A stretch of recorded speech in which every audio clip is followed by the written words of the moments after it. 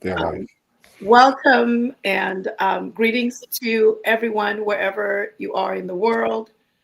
And we're here under really grim circumstances, and we're really glad that you can join because this is really a time that should and is bringing us together as a country.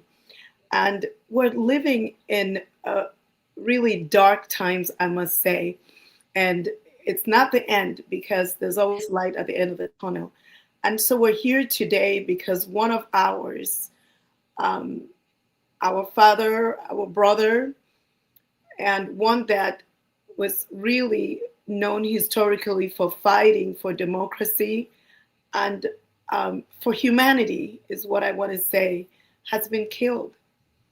And he was murdered. He was killed just you know, like an animal. And it is very sad and has brought out a lot of emotions. And I am grateful that we have the opportunity through technology across the world to be able to gather as we get to know who this man was and who he is for our country, how it's impacted our country and hence our own lives. And why was he killed the way he was killed in this government? But without going any further, I would like to introduce the panel as it continues to build up. We have Are Obenson and also the renowned Eric Chinje. And I will, go to you, Eric. And what does this mean? What does it say about our country? What does all of this mean? That's what we're looking for: meaning, understanding. Yeah, thanks, Elizabeth. I hope you can hear me. Um, of course, we all are trying to figure things out, as we've seen the country Eric, we are on cross. English and French platforms, so you might Can want to someone is? address the French audience. Oh, can you hear me, Kingsley? You're fine now. Oh, okay. Um, I mean, we're all just, trying to deal with this now, trying to understand what has really happened. I mean, it takes on a very personal uh, aspect as far as I'm concerned, because I spoke to Anicet, what, just over a week ago, or before he was being taken out to Yaoundé. That the day he was being taken out to Yaoundé, a number of us spoke with him. How could anybody imagine that um, this was the death knell? This was, the arrest of Ekane that afternoon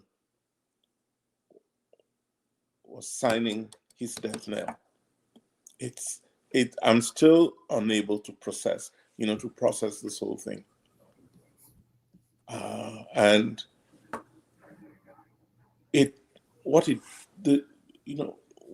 what's most disturbing about this is that it's happening. I mean, it's almost like a live execution of a human being. It's almost as if we're living through this live execution. That's what's so hard to understand and to deal with. We're hearing that the government is angry that Anicet and Jekam Chamini, we haven't spoken enough about Njekam. We know Njekam is somewhere in one of the prisons of the Republic. How safe is he being there? We've not even had time to we've not had time to process the passing of Anicet, and yet we've got in our hands the fate of a number of people, including Jekam Chamini, that we have to deal with. And that's the country in which we are, where you can wake up one morning, interact with friends, and for no apparent reason, life, it's almost like a candle just switched off, you know. And if we're not careful, life goes on. There's no reason, there's no remorse. I don't hear a lot of people. I've heard the theatrics around Anicet's death, but I don't think that I've heard the profundity, the profoundness, of a nation that should be in mourning. Today, the sun rose over Cameroon, and it looked like it was back to life as usual. The reason for this live program streaming is precisely to remind ourselves that it cannot be life. It cannot be back to things as normal. I really hope that those of us with a conscience, those of us who refuse to accept the Cameroon that we've been cast into by those who believe they control and govern the country. I think, it's just hard for me to deal with it. So I'm really, I spoke a few minutes ago to the sister of Anicet, who's in, and I'm hoping she'll join us at some point to express her views on what is going on. Marianne, she's in France, but she's in a daze from what I could see. She's in a daze. She's just totally unable to understand what are these negative forces? What are these dark clouds that kind of lie, seem to cover the nation, cover, outcomes in Cameroon today. So I don't know, as we go forward, the reason for coming together is so that all of us can come together in a collective state of maybe remorse, but certainly of mourning. We should come together and, as a nation, take stock of what is happening. And if this does not remind us of certain values that we must respect, the values of life, of liberty, of family, of happiness. I mean, if this is that coming together that we hope this program and what we do going forward would remind the national conscience, all of us, that there are some things we should not, cannot, must not accept. We cannot accept that a political leader is killed simply because he holds views that are contrary to ours. Along the same lane, we should not accept that a leader of the nation should be, I'll use a kind term, on exile, simply because he offered to serve the nation as a leader. We've got to collectively reflect on these things. That's the purpose of us getting together on these platforms. One of us, either Array or Elizabeth would give the full count. I know there's Mzimanto, Mimimefo, Rebecca's ex, from our Twitter. All of these platforms that we have, I think Beyond Africa podcast with Bernard Ngalim and a host of others, Paul Chuta and the rest of them. I think we're all together.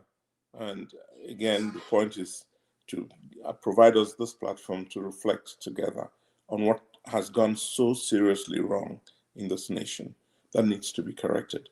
And we've got to face it. We've got to talk about it. We've got to look ourselves in the eye and say, this is not the Cameroon we wanted to be born into, and this is not the Cameroon we will accept going forward. We've got to something has got to give. I don't know if we're hearing enough from the men and women of God, the church folk, the priests and imams and the pastors. I don't know if we're hearing enough from them. I hope that a number of them will come onto this platform to help us deal with this national collective trauma.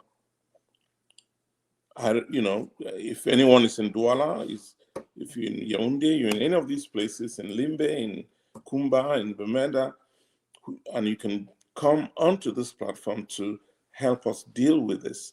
A number of us are sitting in the diaspora and finding it just so hard to internalize and accept, what has just happened. And the death of Anicet it's symbolic, is a symbol that should lead us into a sense of a new dispensation, political dispensation. This should be what takes us to that place. And we've got to pull ourselves together. J'aimerais bien le dire en français parce que cette émission est une... c'est une communion des Camerounais de bonne volonté à travers le pays et à travers la diaspora, que nous voulons que ce soit, n'est-ce pas, une place de réflexion pour réfléchir sur le devenir de notre pays. Est-ce que le Camerounais que nous sommes, le Camerounais que nous sommes tous, on doit accepter, n'est-ce pas, ce genre d'événements où un leader politique est assassiné ou chassé de son pays, refoulé, tout simplement parce qu'il a voulu servir son peuple. C'est ce que Anicet Ekane a voulu faire.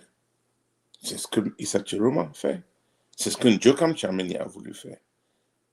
Qui sont ceux qui se posent la question de savoir pourquoi M. Chiroma est là où il est aujourd'hui. Pourquoi Ndjokam Chameni est là où il est aujourd'hui. Et puis, pourquoi notre frère Anicet, pourquoi on l'a obligé de quitter ce monde? Et est-ce que ceux qui l'ont fait ont le droit de rester tranquilles, dormir ce soir avec leur famille, manger ce soir avec leurs enfants et leurs femmes et autres? Est-ce qu'ils ont le droit? Et pourquoi ils ont refusé ça à Anicet, qui était avec nous il y a quelques jours? Tout simplement parce qu'on leur a donné la possibilité de gérer notre pays. Je ne comprends pas. Je ne comprends pas.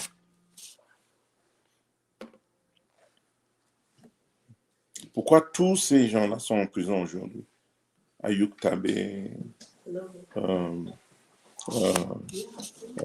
Terence, Manchobe Bixi, Félix Ngalim, ainsi de suite. Pourquoi ces gens sont en prison aujourd'hui? Vamouké.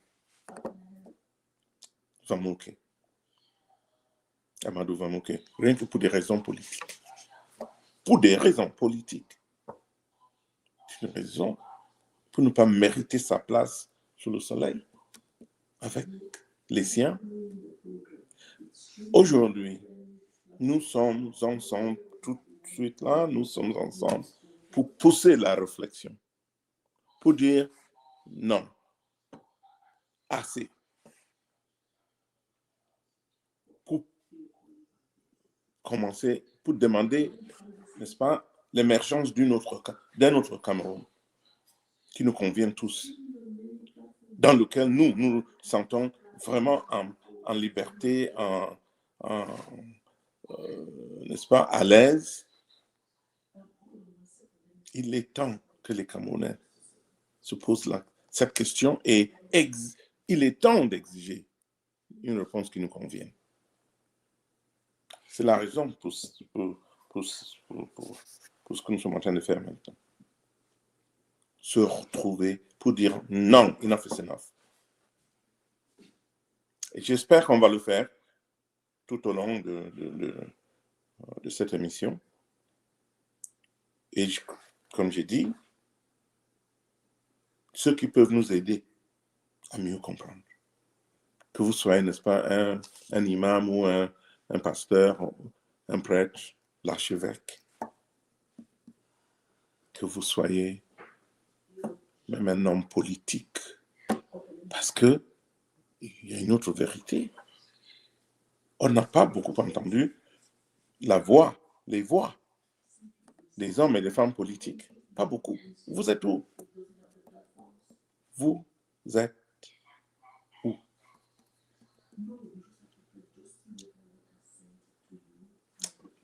Rentrez dans cette maison virtuelle que nous avons, où nous sommes en train de se retrouver pour se poser des véritables questions. Est-ce que c'est le Cameroun que nous méritons? Et si ce n'est pas le Cameroun que nous méritons, il est temps de dire non à ceux qui veulent nous imposer, n'est-ce pas, leur vision de notre pays. Il est temps d'insister là-dessus. Et c'est pour ça que nous sommes là. De penser à notre frère, Anicet Ekane, à penser à tous ceux qui sont là où ils ne doivent pas être. Je veux dire bien à Noubel, à Kondengui, et ainsi de suite. Pensez à tous ceux-là. Et ça nous coûte quoi de revenir, n'est-ce pas, à des meilleurs sentiments vis-à-vis de la population camerounaise.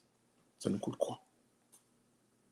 Donc, je remercie Elisabeth et Harry.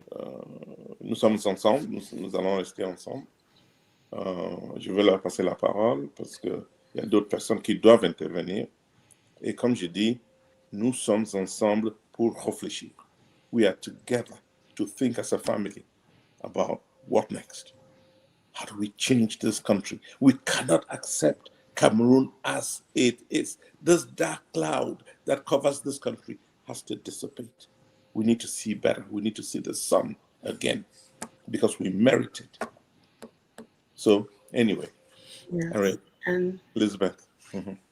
yes, so I'm going to bring Ari in. Thank you so much, Eric. It's just a time for such deep contemplation of how we've really gotten ourselves here. I think that's the hardest thing I've been thinking about. We can't point fingers. How have we gotten ourselves here?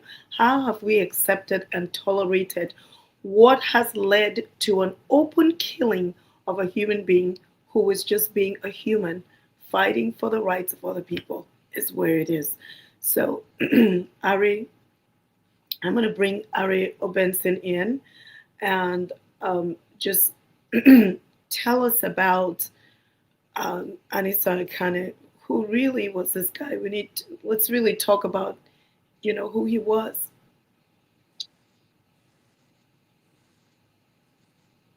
I think you're still muted. Thank you. Thank you very much, Ellie, for opening us up, putting this session up. And Eric, thanks for that deep reflection, that moment of reflection, which invites all of us to think about this moment. But as we think about it, we're gathered here because this country lost somebody who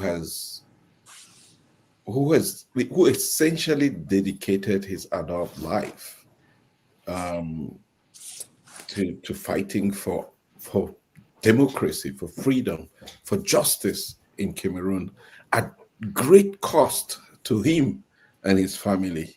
And it's really important that we take a moment to just reflect on who Anicet Ekane was. And I can only do this in just reading a tribute that Project C put together. And I'm just going to read portions of it, which is really powerful. And it starts by Anicet Ekane, the lion who never knelt. It's a tribute to a matter of Cameroonian democracy. Anicet was born on April 17, 1951, and died on the 1st of December 2025. He had a particular quote that he always used. Politics is like a bicycle. You must keep paddling or you fall. This tribute goes on to say, Anicet Ekane paddled until his last breath. For 50 years, through prisons and torture chambers, through exile and persecution, through mockery and threats, he never stopped. He never knelt. He never sold his conscience to the highest bidder. And on December 1st, 2025, shackled in a military cell in Yaoundé, denied his oxygen concentrator, denied medical care, denied his humanity, Georges Anicet Ekane drew his final breath as he had drawn his first political one. He did so defiant, unbowed, and free. The Biya regime did not merely allow him to die, they killed him. I would like to repeat this in French, with my accent there. Hommage au martyr de la démocratie camerounaise. Né le 17 avril 1951, il a rendu l'âme le 1er décembre 2025. Anicet Ekane avait toujours dit, la politique, c'est comme un vélo. Il faut tout le temps pédaler, sinon on tombe. Anicet Ekane a pédalé jusqu'à son dernier souffle. Pendant 50 ans, à travers les prisons et les salles de torture, à travers l'exil et la persécution, à travers les moqueries et les menaces, il ne s'est jamais arrêté. Il ne s'est jamais agenouillé. Il n'a jamais vendu sa conscience aux plus offrants. Et le 1er décembre, enchaîné dans une cellule militaire à Yaoundé, privé de son concentrateur d'oxygène, privé des soins médicaux, privé de son humanité, Georges Anicet Ekane a rendu son dernier souffle comme il avait rendu son premier souffle politique, toujours défaillant, insoumise et libre. Le régime Biya ne l'a pas simplement laissé mourir, ils l'ont tué. I just wanted to start with just this introduction of the, which sums up essentially what his life was, 50 years of his life was for our country. So many people may know him. Now even the government acknowledges through its own communications that he was the president of MANIDEM. The same government that on their own website, when there was the case with MRC, said he was not the president of MANIDEM. Today they acknowledge that he is. So many people know him as president of MANIDEM and know him because of recent action, but this man entered politics as far back as 1971 when he joined the UPC as a student in France, came back to Cameroon and got involved in the struggle, arrested so many times, thrown in jail twice. He was amongst the first victims in the struggle for multipartism in Cameroon, even before the launch of SDF. Anicet Ekane, along with Yondo Black and Esther Ekwe, were arrested and condemned, and actually went to prison, 6 months in prison before being pardoned by the president, the then president, to come out and continue the fight. You know, after he was part of the Union for Change that came together for the election of John Frundi. And it's similar circumstances where John Frundi won the elections and President Biya hung on to power. But the Union for Change did not stop. For nearly 2 years, this country was held spellbound by the calls by Villemort, primarily in Douala, led by Anicet Ekane, the same actors playing a key role, introducing what they call carton rouge, carton jaune, forcing this government into having the tripartite talks, which led to the constitution that we have today. So this man has been fighting for us to have the little freedoms that we are losing today with his death. And so we honor him today, not just because it's a life that has been lost today, but this is a man who has given everything, his life, his breath, literally gave his breath for our country.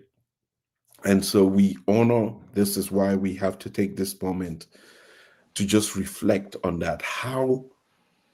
What is it that we can learn from his life that should inspire us to keep the vision that he had for Cameroon alive? There's another example of who this man is. MANIDEM is one of the rare political parties in Cameroon that has seen a change in its president. Whilst the president is still alive, the MANIDEM party has had 6 presidents since its creation. There's no other party in Cameroon that has done that. Not the SDF, no other party, and did that in such a way that he gave other people the opportunity to run the party, to bring their own perspective to the MANIDEM party. He was the founding president, and he could have been the founding president for the last 30 years. He chose not to. This is also a man who has been candidate for president in our country twice, but also has the ability to recognize that other people can be candidates and that he can support other people to be candidates in the interest of the country and not position himself all the time to run as president. So this is the exemplary character whose life has been taken away because he was fighting for all of us to have the kind of country that we deserve.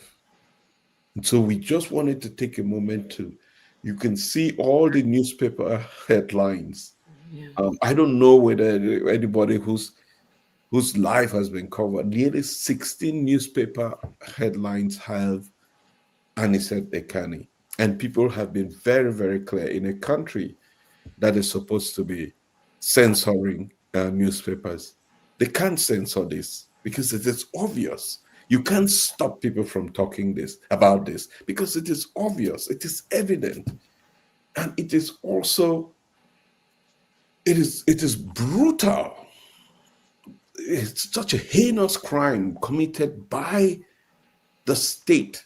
And for all of those who talk about people who went down the street and manifesting and destroying,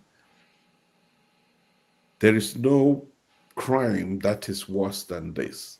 Yes. So if you are going to be putting people in New Bell, and you're going to be putting people in Kondengi, then everybody who has their hands around this case, who touched any administrative paperwork, who guarded any cell, who made decisions, who signed warrants of arrest if they can prove that there was any, each one of them should be sitting in New Bell or Kondengi or in Baturi, where Anicet Ekane served as prisoner at one point. These people should be in jail. And we will talk a little bit about what this crime means. We will look at law and international conventions and why heads must roll as we speak with reference to this case. He was a great man. He was a man who should inspire us to continue his work. Who will be the next Anicet Ekane? Exactly. He's so unique because he's an outstanding humanitarian. You know, we have the Mandelas, you know, we have Martin Luther King. He is that for us, you know, all that. And I think that's why he appeals to our humanity. And it's so real, it's so authentic. It's not something that is made up. And that's why we all feel the way we do. That's why the country must stop. And that's why 16 newspapers are carrying him across board. And that's why it is the main conversation and the only conversation to be had. You know, it is time for Cameroon to stop. And like Eric said, let's reflect. This is a time for us to reflect. It is a time for reflection. Who are we as a people? Who are we as a people? Do we understand our unity? Do we understand our oneness? Do we understand our power? What have we chosen to do with our power? Where did we become complacent? Where did we allow amongst us for this to be developed? Well, there's breaking news. Professor Maurice Kamto just reacts to the death of Anicet Ekane. And like he said, they killed him, which is true. So let's watch.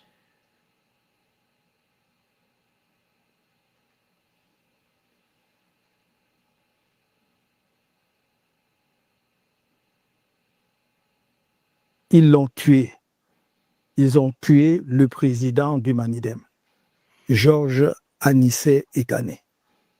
Depuis ma déclaration du 25 septembre 2025, faite sur la base de la résolution du Conseil national du MRC du 6 septembre 2025, par laquelle il était laissé à chaque électeur la liberté de voter en son âme et conscience pour un candidat de l'opposition de son choix, je m'étais imposé le silence, car notre parti était et demeure à ce jour dirigé par le président national par intérim, M. Mamadou Yacouba Mota. J'ai repris la parole le 17 octobre face à la gravité des premières violences post-électorales pour exhorter à la retenue, à l'esprit de discernement, au respect de la vie humaine et du verdict des urnes.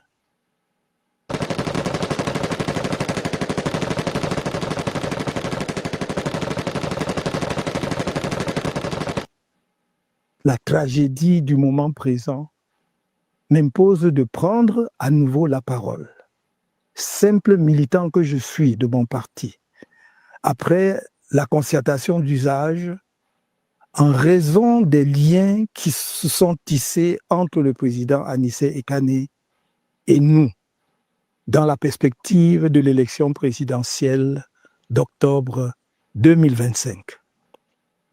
Sa mort en détention heurte violemment les consciences. Je porte en mon âme son deuil que ravive le souvenir de chacune de nos rencontres, pourtant si peu nombreuses. Je m'étais promis de rendre visite au président Ekane, au professeur Jean Calvin Abaoyono et à M. Dieukam Tchamini après la convention extraordinaire du MRC prévue le 29 novembre 2025. Ce jour-là, j'ai convenu avec quelques-uns des avocats qui accompagnent ces détenus politiques de faire cette visite hier lundi 1er décembre 2025 à 9 h. Le jour dit, alors que je m'approchais du secrétariat d'État à la Défense, où ils sont détenus au camp Yayap à Yaoundé, j'ai appelé un des avocats pour avoir leur position. C'est avec le décès d'Anicet Ekane qu'on m'a accueilli. Le président Georges Anicet Ekane a été assassiné par la haine de Maurice Kamto, l'exécration du MRC, la détestation d'Issa Chiroma Abakari, le mépris de la démocratie et l'angoisse du changement.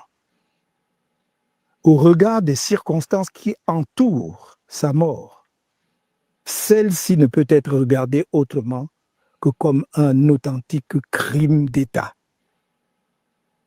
Cher Anicet, malgré les épreuves de la vie et la violence de la prison, que tu avais déjà expérimenté par le passé, toujours pour tes opinions politiques, je crois pouvoir dire, de la distance qui était la mienne. Oui, bonjour, c'est Marc de la société Solution Pro. Laissez-moi tranquille, j'en ai rien à faire de tout ça. Laisse-moi deviner, Marc, encore un procès. Que tu n'as jamais renoncé à tes convictions nationalistes. Je parle de ton attachement profond à un Cameroun véritablement libre, souverain et soucieux du bien-être de tous ses enfants. Malgré des moments de confusion et de relâchement, ces convictions sont restées comme une veilleuse au fond de toi. Il faut plaindre les âmes errantes, vides de toute substance, qui se moquent de tout, rient de tout, et qui, dans leurs desseins ténébreux, croient pouvoir banaliser ta mort héroïque. Ils espèrent pouvoir distraire le peuple camerounais, comme ils l'ont fait si souvent dans le passé, face à des morts jamais élucidées et échapper ainsi à leurs responsabilités juridiques, politiques.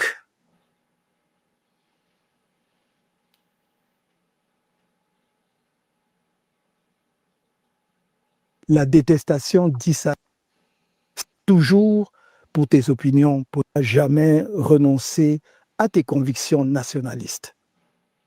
Je parle de ton attachement profond à un Cameroun véritablement libre, souverain et soucieux du bien-être de tous ses enfants.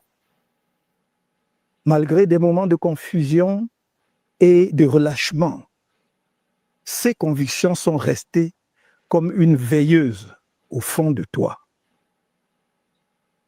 Il faut plaindre les âmes errantes, vides de toute substance, qui se moquent de tout, rient de tout, et qui, dans leurs desseins ténébreux, croient pouvoir banaliser ta mort héroïque.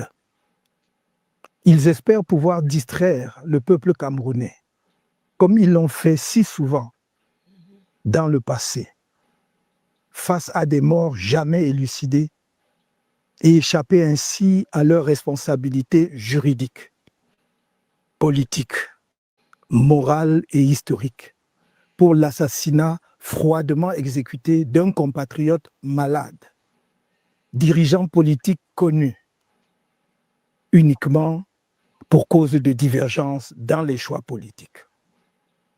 Ta mort fertilisera la lutte de notre peuple pour son émancipation totale. Ton holocauste suit ceux des héros nationaux qui t'ont précédé sur le long chemin de cette lutte. Tu inaugures une nouvelle page du martyrologue camerounais, celle de l'assassinat en détention de leaders et militants politiques camerounais, pas des Camerounais. Sur les uns et les autres plane désormais le même spectre de la mort, par la main noire du règne des ténèbres. À qui sera le tour suivant? Pour ma part, comme toi, je suis né ici, je vis ici et je mourrai ici. Si le pire devait arriver, nous l'attendrions ici, dans la dignité. Et les humiliations répétées n'y changeront rien. Cher Anicet, ta mort inaugure une nouvelle phase de la lutte, celle où les Camerounais sont revenus de toutes leurs illusions, mais où leur ardeur sera décuplée afin que tu ne sois pas mort en vain et qu'ils aient un jour l'occasion de célébrer ta grandeur d'âme, le panache avec lequel tu as quitté la scène au terme d'un parcours remarquable en cette année 2025. Car de la grandeur, tu nous en as montré. Au moment où nous t'avons approché pour obtenir l'investiture du MANIDEM à l'élection présidentielle d'octobre dernier, alors que tous avant toi avaient exigé de l'argent, on en est resté ensemble sur les idées. Et tu fus manifestement sensible à l'appel de l'histoire. Lorsque je me fis auprès de toi l'écho de cet appel, j'ai pu noter à quel point il a résonné en toi. Mais je ne pouvais me douter que tu entrerais aussi vite au panthéon des martyrs de la lutte du peuple camerounais. On se préparait à te poser des lauriers bien mérités le moment venu. Maintenant que la vie t'a été arrachée sans pitié à la lutte, ceux qui exécutent la danse macabre dans notre pays croient en leur victoire éternelle. Mais notre lutte commune, celle de tout le peuple camerounais, se poursuivra, plus puissante que jamais, sur des générations encore s'il le faut, mais elle aboutira. La paix de ton visage que j'ai contemplé lundi matin sur ton lit de mort est le serment que tu nous en donnes. La lumière brillera sur le Cameroun, inéluctablement. May your soul rest in perfect peace.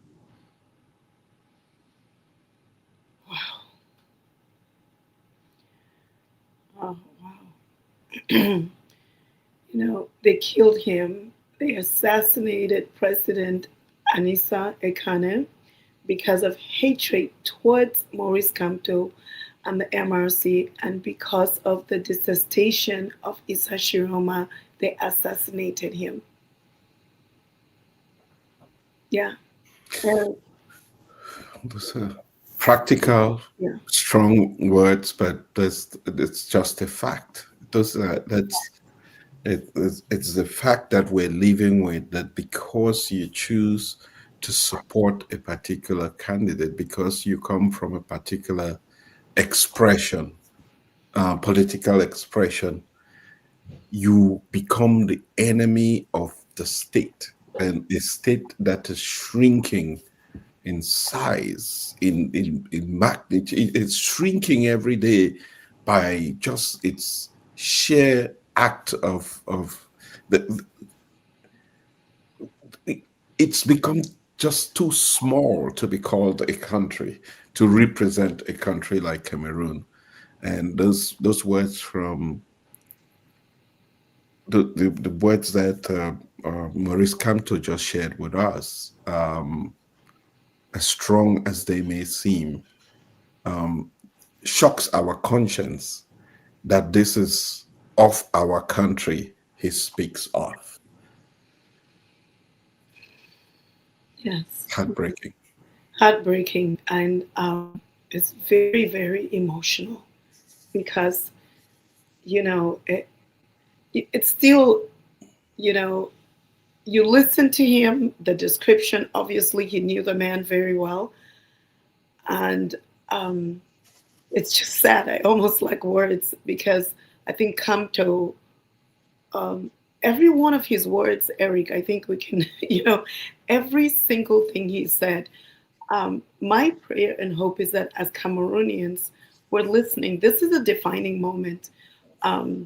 Life cannot continue as usual. This is a stop, and when we move forward, it has to be different. And otherwise, what's the meaning? What is the meaning, Eric?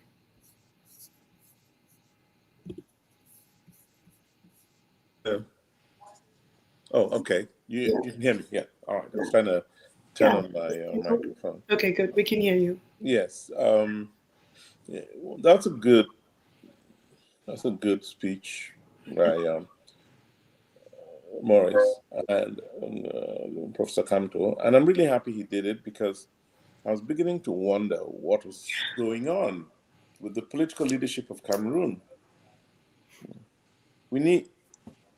This moment can't pass without the voices of some of those people ringing in our ears. We need to hear from all of them. And we've heard from Issa Chiroma, we've heard from Maurice Kamto, but there are others. Where are they? This is a moment of, as much of a moment of national coming together, reconciliation, as we could ever get. So we should, I noticed when I was looking at the newspapers that all of the newspapers in the country, or most of the newspapers in the country, carried this death on the front pages, except Cameroon Tribune, the one national paper paid for by our taxes. How do we explain that? How do we even understand these contradictions? This is why it's important. We're not saying this against Cameroon Tribune. They cannot, on a day like this, when the entire nation, all the newspaper publishers in Cameroon, felt that there was one story that deserved to be brought to the attention of the nation. How could the one paper, and I'm not taking on my friends of Cameroon Tribune, Mary Claire Nana and her team, no. But there's I'm speaking to the conscience of the nation. How can we, on a day like this, and now it makes me wonder, does CRTV, Cameroon Television, paid for by us, do they have the death of Anicet as the lead story in tonight's news? Yeah, that newscast has already happened, and I'm not in Cameroon to know if the lead story was the death of Anicet Ekane. But if it isn't, then again, it's a problem. That too is a problem.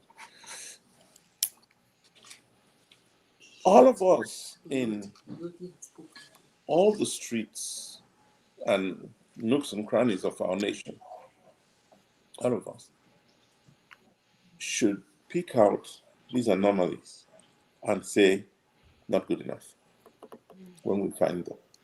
Yes. That's what will begin to allow us to confront, all that is wrong with the management of our nation. I'm told that Hiram EOD has spoken. I hope we'll find and bring the statement he's made. But I'll encourage the others to do the same. All, young, old, You know, Teki, Buba Bello, Karimuna, Joshua Usi, please tell us you honor our dead and tell us you are against perpetrators of death who are amongst the living. And I hope we will in this program tell you who those perpetrators are. Because we need to identify them and talk and say, look, you did wrong by this country. We're not saying it to deliver you to the wolves. No. We're saying it so that you and others who think like them, all of those military guys and the police and the gendarmes who are supposed to protect us, many of you do, the vast majority, I think. But the handful of you who don't, we need to call you out. And you need to change your ways. We call you out because we want you to change your ways. The politics of leadership is not about the politics of death. We're not doing this so that, to celebrate your power, no. Or to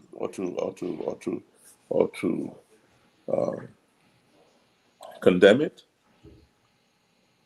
We're saying this because we want a better country. If you find something wrong with wanting a better country, tell us. We're all ears. Yes, Sally. Eric, there is some, I just want us to engage in,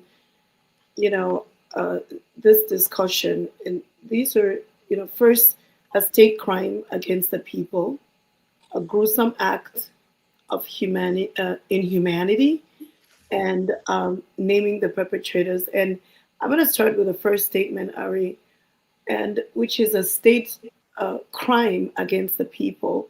The brutal assassination of Anicet Ekane was not a random act. It was a calculated, as we've heard from Campo, it was a calculated state-sponsored crime, a coordinated execution by agencies whose first duty should be the safety of Cameroonian people, not their repression. So, Ari, what are your thoughts on this? Yes, absolutely. If we look at what this crime entails, it's basically a crime in violation of the United Nations Universal Declaration of Human Rights that guarantees the right to life and protection from torture or cruel and inhumane or degrading treatment. These words essentially define what happened to Anicet Ekane. He was deprived of life in the hands of those who were supposed to protect it, tortured, deprived of his oxygen concentrator by people who held him captive, who took away his freedom. Such cruel and inhumane treatment, it's as good as being accused, people who use chemical weapons against their own people.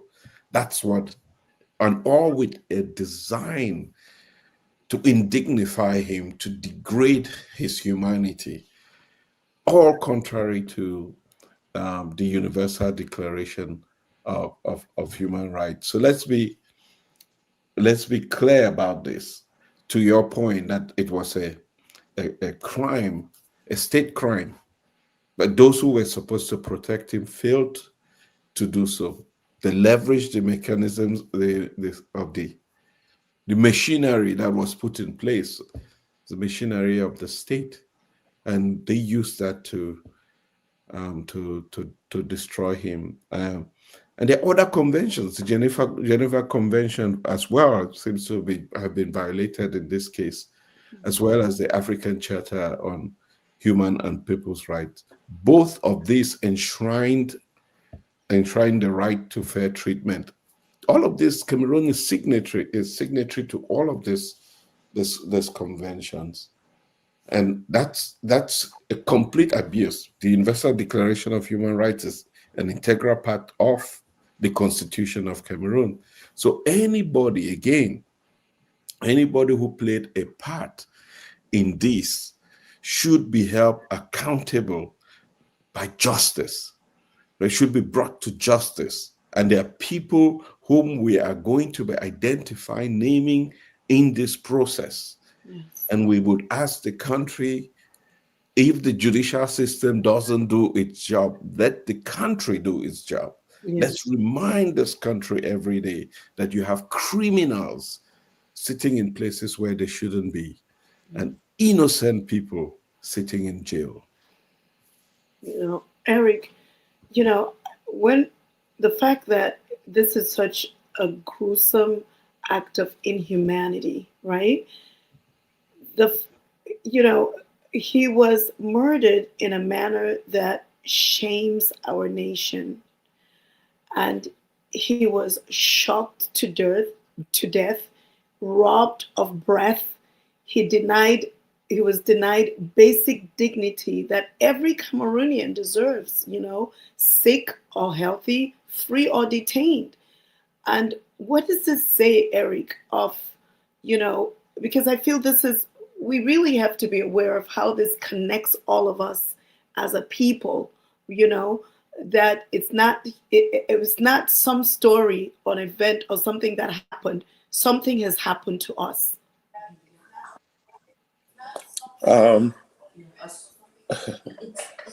This is the point you, myself, and Ray have been making, and I think we will continue making the point and hopefully energize all sorts of people to seek a higher expression of who we are. We cannot run away from that. We've got to stay the course. Deny, a lesser version of who we are as a nation. And this is what we are refusing to accept, because we want a better version of who we are as a nation. Yes.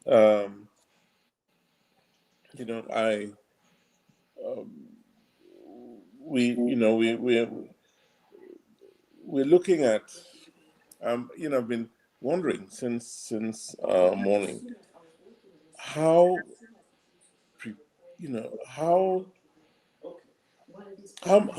many of us Cameroonians,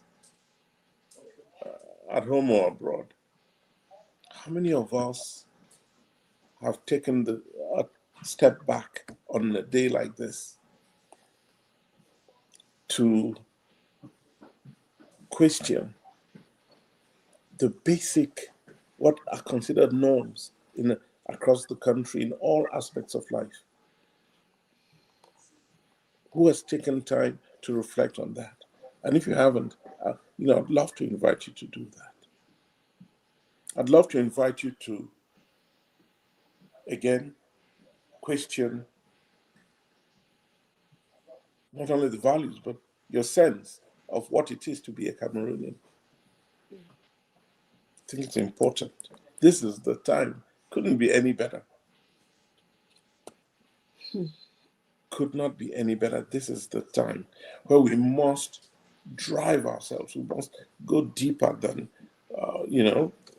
the simple surface reading of what it takes to be who we are. Let's dig deeper. Now, I can't help but think about what drove Anicet Ekane throughout his life. Why did he, this guy could have had a totally different kind of life. But he was willing to stick, to stay at the wheel and to keep driving this society of ours to seek that higher purpose, that higher version of itself. Yeah. That's what Anicet was trying to do. And, you know, I hope he's not gone for nothing. Yes. I hope not. I really hope, you know, as we speak now, and we're looking, you know, the reason for this program is so that we can pull our heads together and try to see what we could do differently. I'm really delighted that we're able, on a day like this, mark this important event with what we are doing right now. So that, you know, because the more we can come together and reflect together, I think the better it is, not only for our own healing, individual healing, but in our, you know, in the healing of the nation. We're going to have to heal at some point, but we cannot find solutions based on lies. We will not find solutions based on lies. We have to, you know, we have to face the truth. And as they say, it is that truth that will set us free. Cameroon needs it.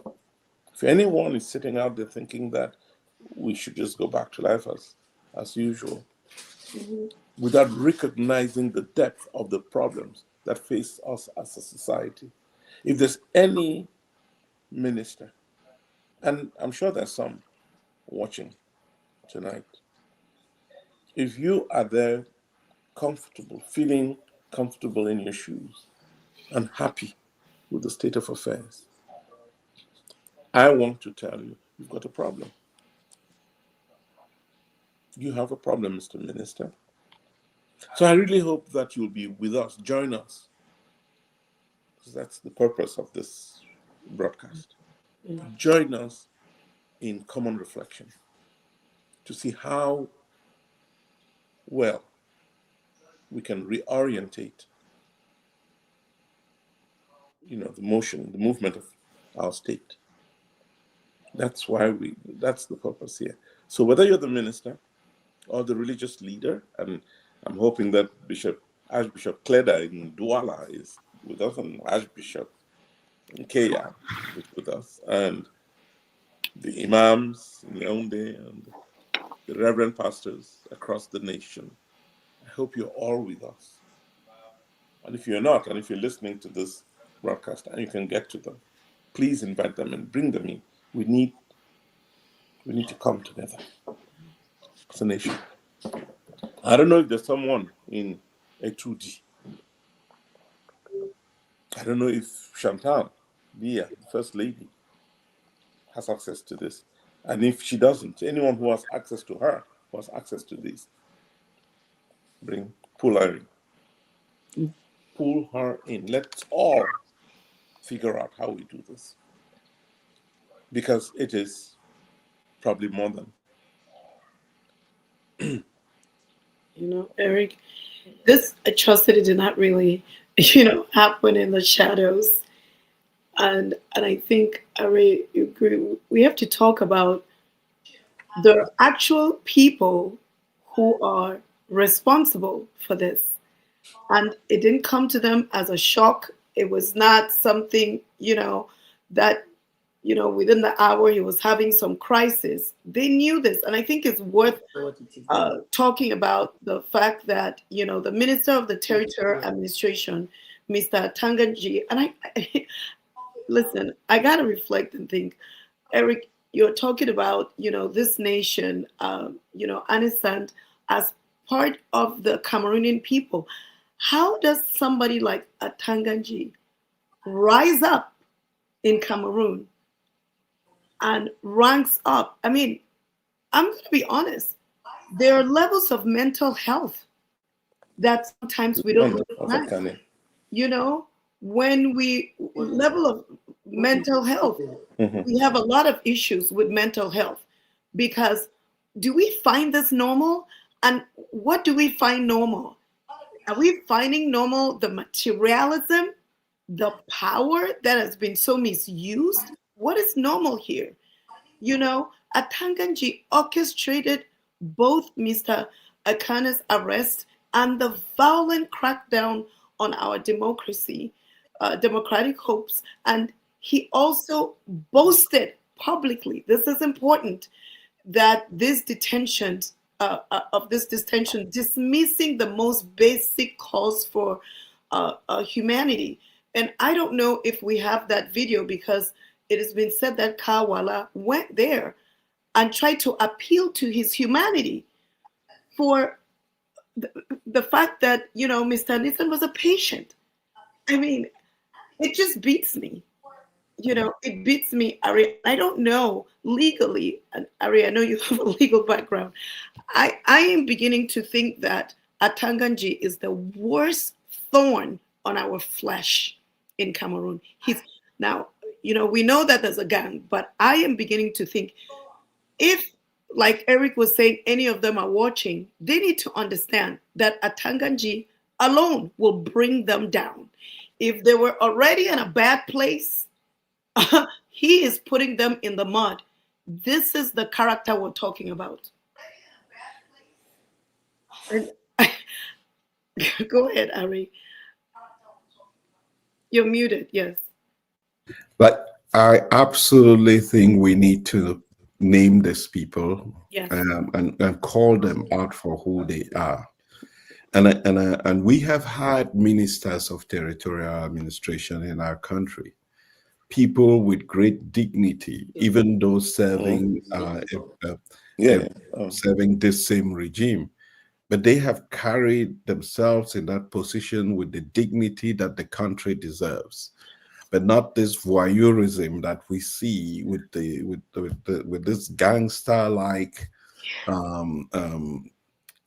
character who now runs the place, much to the detriment and chagrin of natural justice and even equity itself for our country.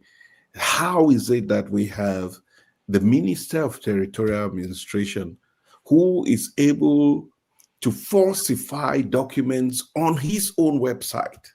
It speaks volumes of the path that he took to get to that position. That on one day there would be a different leader of a political party as submitted on the website of Territorial Administration, and the next day we see the name of somebody else. And when that was happening, those small things, they may seem small things, but look at where it ends. It ends with the death of somebody. Trying not to have Maurice Kamto as president, they falsified on the Ministry of Territorial Administration's website who the leader of the MANIDEM party was. And after the Constitutional Council, in its complicity with this thuggery, they changed it back. And today, even the government is saying Anicet Ekane was the president of that political party. Now, that's the kind of enterprise that Atanganji runs for our country, the Ministry of Territorial Administration. If a government that is a country that is built on lies cannot stand, and those small things lead to the kind of big things that we're facing today with the death of the leader of a political party. Outrageous. The country should be shut down. And it begins with, again, holding people accountable. If Atanganji was not president in the Ministry of Territorial Administration, we wouldn't find ourselves here.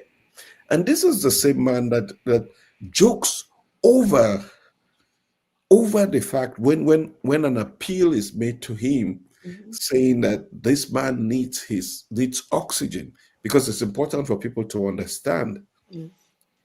Anicet Ekane had COVID, which left him with what they call long COVID, right? Which affects his breathing.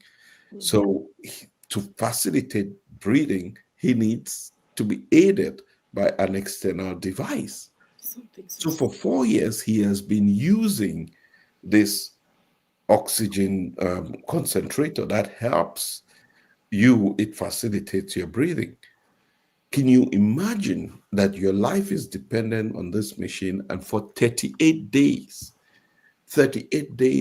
you were separated from what gives you life? It's like taking out your lungs and expecting you to live. So that's what this and Atengenji joked over it. Yeah. Saying, if this man dies, he will be the first person to buy a coffin to bury him. And that this So important for people to country- hear and know that.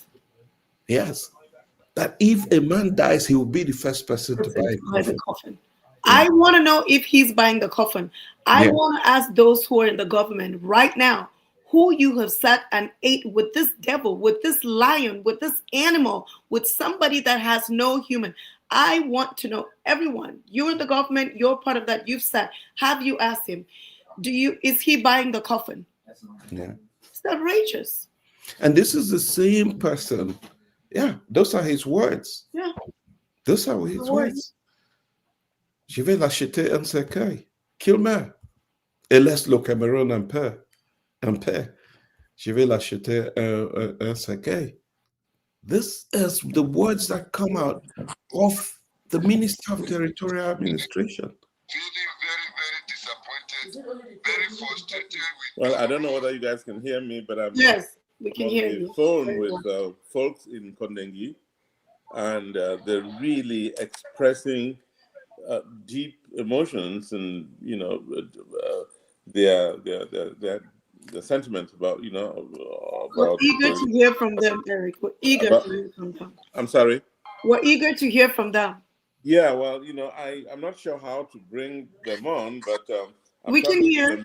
Yes. I'm talking to them now, and they're all in a state. How can you just tell me the state of around you, where you are? I don't want to pronounce your name, but can you just tell me how people feel? Well, Cameroonians in prison are very sad.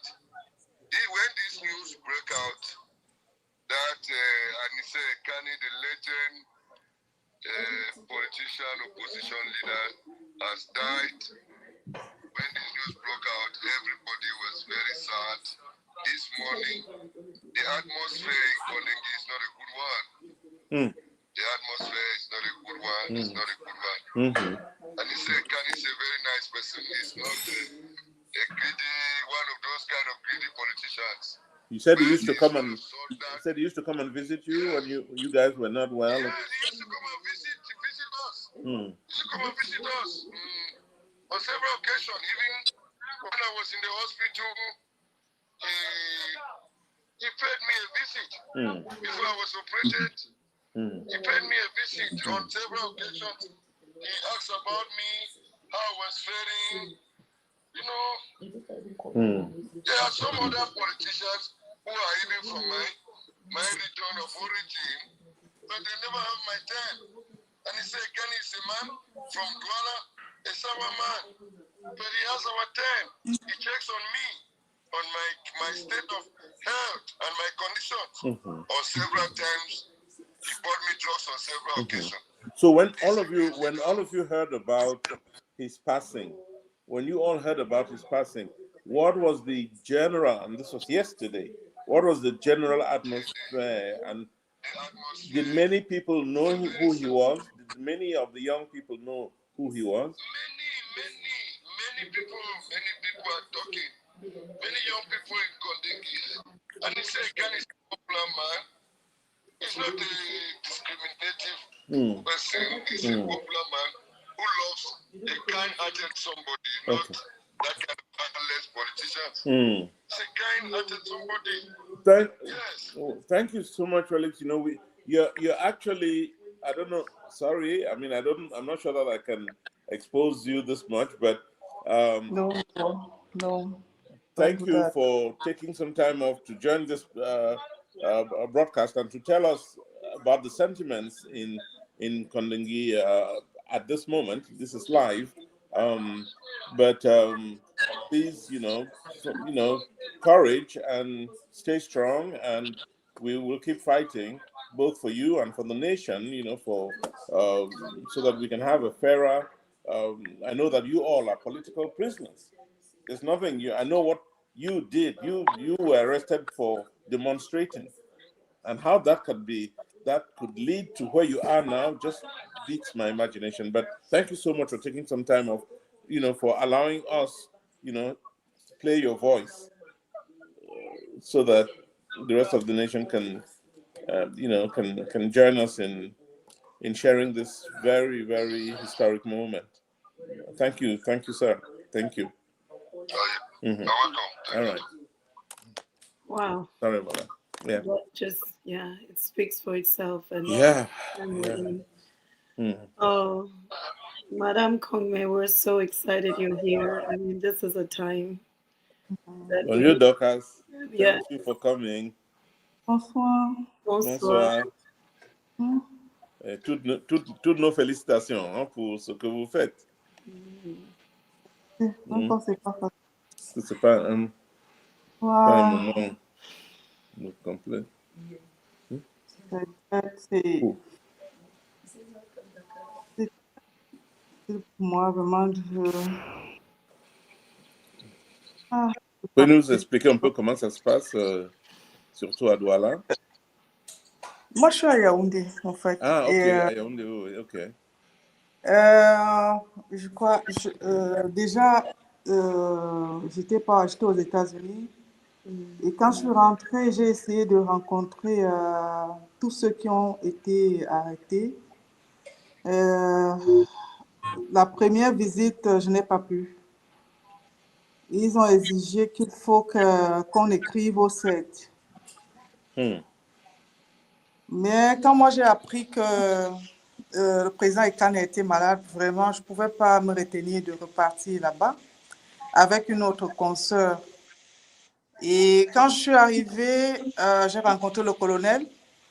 Il a posé une question. Vous voulez le voir en tant que qui? En tant qu'avocat, ami ou bien la commission? Je dis, moi je suis vice-président de la commission des droits de l'homme du barreau du Cameroun. J'aimerais quand même m'enquérir de la situation de ceux qui sont... Il me dit, non, vous ne pouvez pas voir tout le monde. Et déjà, en tant que vice-président de la commission, si vous voulez le voir, vous allez écrire seulement au 7. Vous ne pouvez pas le voir. Je dis, OK, moi, je veux le voir en tant que visiteur. Il dit, est-ce que c'est l'heure de visite? Il dit, ah oui, il dit, c'est l'heure de visite. Ça, c'est mercredi passé. Hein? Oh non, non. OK, vous choisissez une seule personne.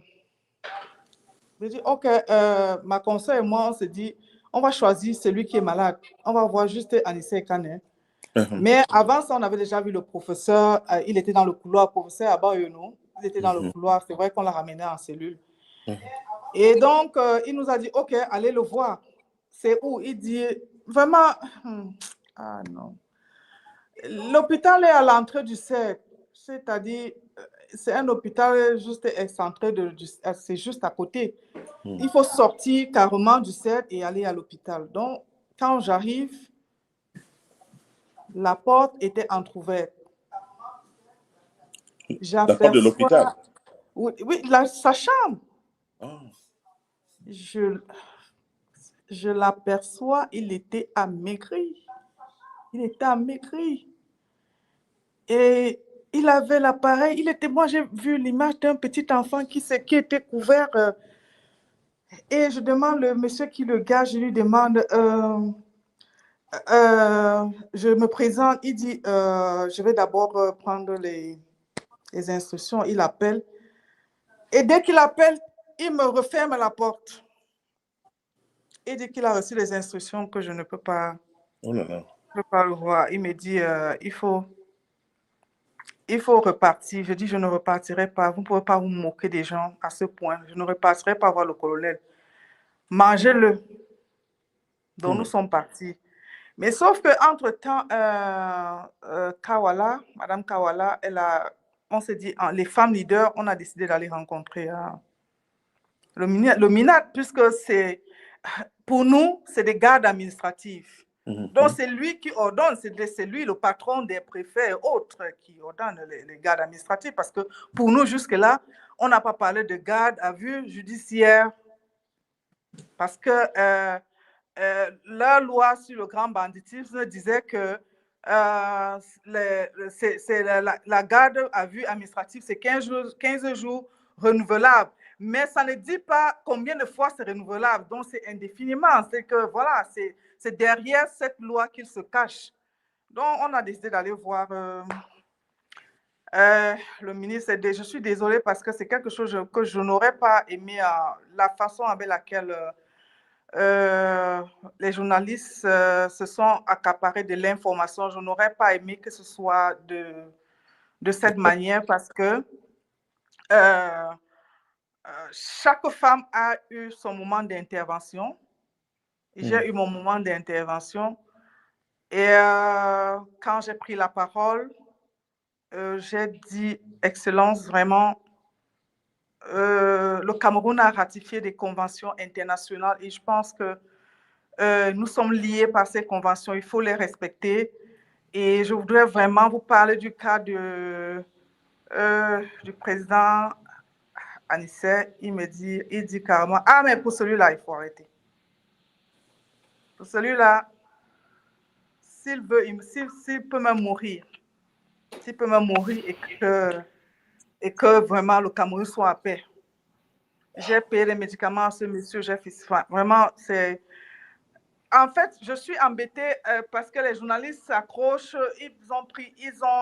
ça, je suis pas, c'est pas du mensonge, je n'étais pas seule, il y a des gens, il a dit ça. Moi, j'étais toute froide, mais ceux qui ont publié ça, on sont sortis du contexte parce que moi, je tentais d'expliquer aux avocats qu'on ne peut pas se taire sur de telles violations. Et pour leur montrer la gravité, j'ai mis dans un groupe d'avocats, regardez ce que le ministre a dit. Et je serai le premier à acheter le cercueil s'il meurt. Moi, je suis traumatisée. Et j'ai repris la parole. Je veux dire que, Excellence, je suis choquée. Je suis choquée qu'un être humain puisse parler d'un autre de la sorte.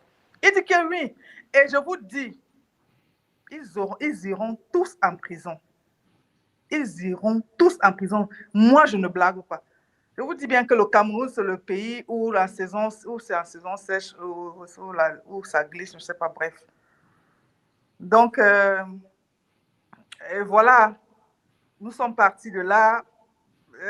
Il a quand même promis que les femmes enceintes, il va essayer, parce qu'on faisait aussi un plaidoyer pour les femmes enceintes qui sont en détention là-bas, toujours dans ce cadre.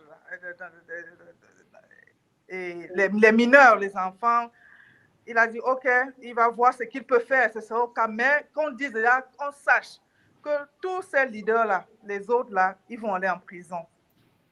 Donc, quand on est parti de là, on a rencontré aussi le ministre, le MINCOM.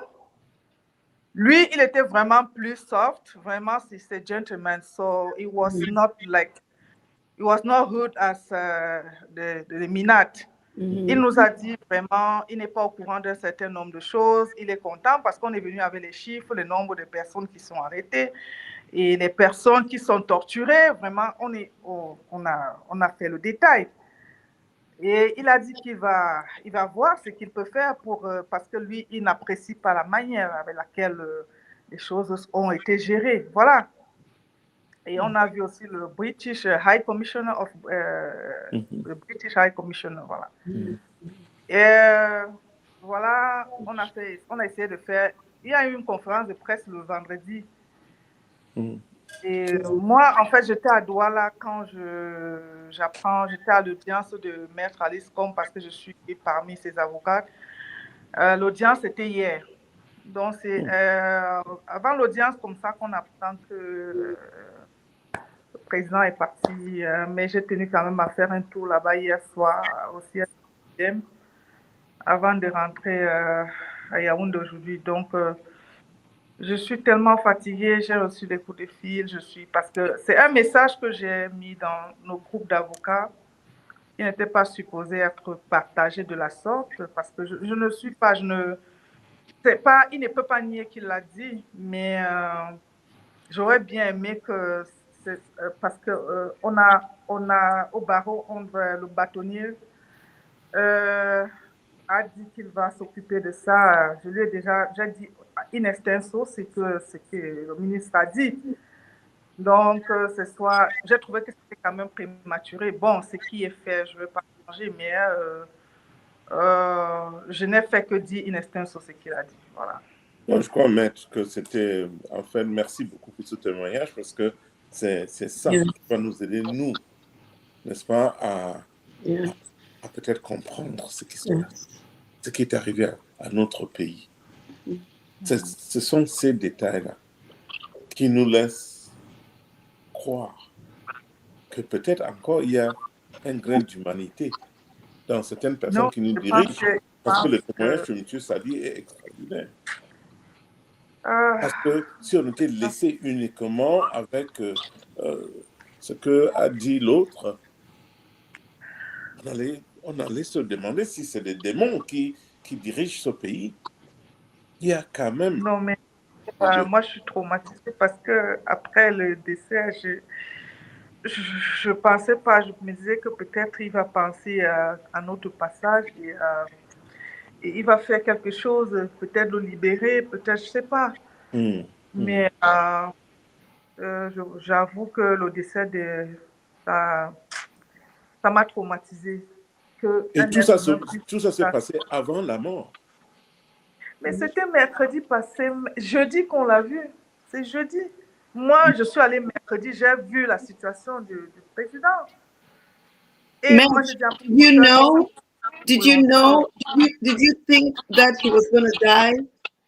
Did you? When I saw him, Yes. I have a feeling that something was wrong. The way I saw him, you know, when someone want to die, don't want to see. It was like that. It was like a small, young boy, very thin. I told my colleague that I have a very bad feeling. I have a very bad feeling. I have a very bad feeling. This man will not last. So he was by himself. Can I ask you? He was by himself. He was alone. He was alone like that. The gardener was outside. He was on the bed, and the door was a little bit open. When I arrived there, the door was open, so I had the opportunity to see him lying on the bed. Once they said that they did not have instruction, they just closed the door. Yeah. So I'm just punished. I couldn't. He dies by himself. That's crazy. Yeah. That explains the nature of the crime. Yes. That this was intentional. Explain this. It was designed to torture him, to choke him to death, to deprive him of everything that his dignity, to deprive him of life itself, oxygen. That is the crime that we're talking about. It's like putting somebody in a torture chamber, in a gas chamber, and watching them die slowly because they knew that this would happen, to the extent that the minister himself said, if this man dies, it almost premonition. That was the expected outcome of this crime. This is not a mistake. Yeah. And this is the representative of the territorial administration, the person who should be keeping peace, who should be using the language of a unifying language, bringing people together. This is the same man who thinks we're ingredients to put in the grinding machine, in the Molinex, that the people that you serve, you see those people as ingredients for you to crush, to grind. Les gens qui sont en Conakry, il y a les gens qui ne pouvaient pas imaginer qu'ils puissent arriver là-bas. Il ne faut pas oublier ça. Il dit oui, mais il ne faut pas être au mauvais moment, au mauvais endroit, au mauvais moment. Excellence, dites-nous où est le mauvais endroit au Cameroun. Comme ça, nous, on ne va pas être au mauvais endroit. Dites-nous. That's crazy. He's mentally sick. We have mentally ill people. I don't know what. Lui-même, il l'accusait de quoi? Il les accusait de quoi? Attention, le type là va te tuer, il va faire ci. J'ai dit, je suis fatiguée. S'il peut tuer tout le monde et penser et être vraiment, je suis fatiguée. Depuis 2016, je suis dans la lutte de la crise anglophone. J'étais là, le MS. Yes. Je suis. It's too much. L'autre, si je n'ai pas eu ce genre de cœur là. Maître, concrètement, Atanganji, le ministre, c'était quoi? Il accusait Anicet de quoi, en fait? Non, il a dit, Oui. il dit, ce monsieur était malade, je lui payais le médicament. Et maintenant, il sort la tête, il veut être contre moi de l'autre côté. Voilà ce qu'il a dit. It's not his money. Let's make it, he did nothing for him. It's not his money. It's not by his grace. Yeah. It's not his money. This is the thing. L'État est un monstre froid. Je peux rire avec toi comme ça. Si on me dit à 17h de te arrêter, je vais t'arrêter, je vais te prendre.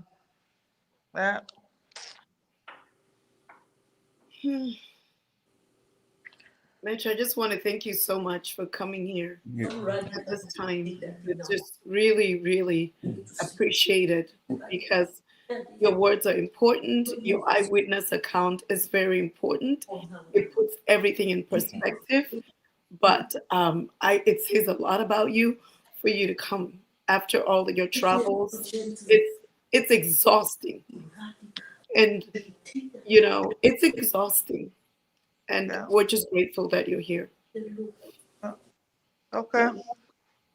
Thank you, guys. I will leave you. I'm so tired. Yes, thank you. Ouais, merci beaucoup, maître. Vraiment. Okay.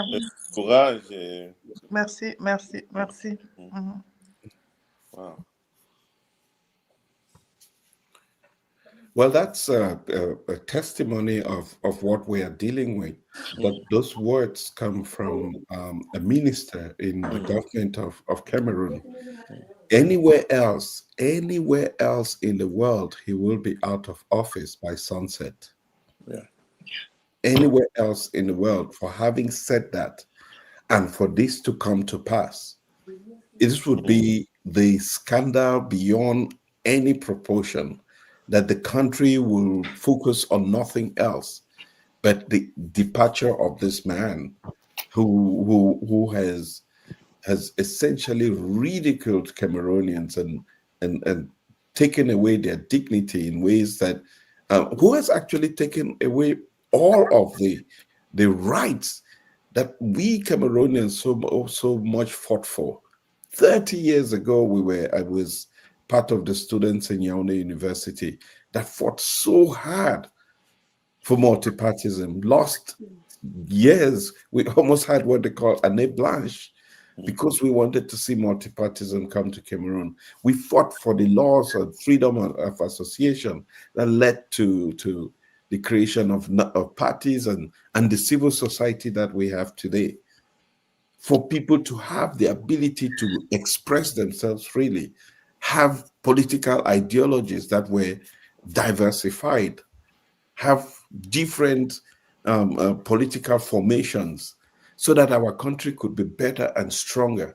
And here we are 30 years later, faced with a Minister of Territorial Administration that is essentially taking us back to the days when we had no freedoms in Cameroon, that people cannot go onto the street to manifest themselves, express themselves. They are brutalized, that they decide to meet in their home, in their headquarters, and not out in the streets. They are stopped from doing it. People cannot leave their homes. People cannot talk. And he has the audacity to say anybody who goes against him will be put in the Molinex, in the grinder.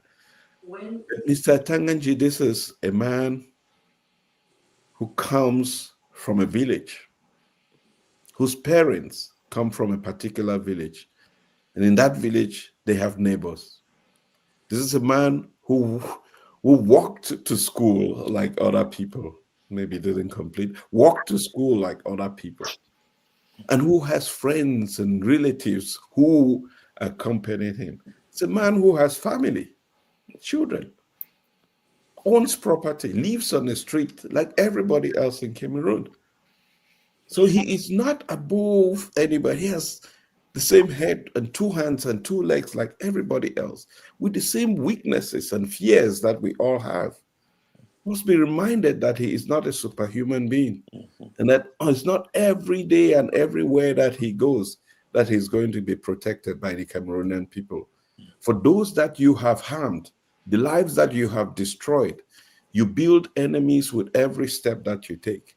And we, this country, will not forget how much damage you have done, not just to us as individuals, but for the very essence of our existence as a country. You have rolled back the clock in time. You have deprived us of the rights to speak, the rights to gather in public. And for those, we must hold you accountable. And even worse, you are now depriving people of the oxygen that they must breathe to live. And you have blood on your hands. Yes. And this all over his hands. Yes. we will remind you for every single day that you live on planet Earth. Yeah. I just, one of the things I'm just wondering, it's so painful. It's so painful. Forget about who he was and all of that. Just a human being who cannot die in peace, Let's just pretend that he was, not in this situation and he was dying. He would not die like an animal. That's when you're surrounded by people who care for you. And he was by himself. I think I am so concerned about, as Cameroonians, I was thinking yesterday of a collective trauma. And we have a nation to rebuild at every level. But I think the hardest thing is the mental, it's decades of repression. And so when you repress and then you accept the status quo as if it's normal, so we party, people go to drink and stuff.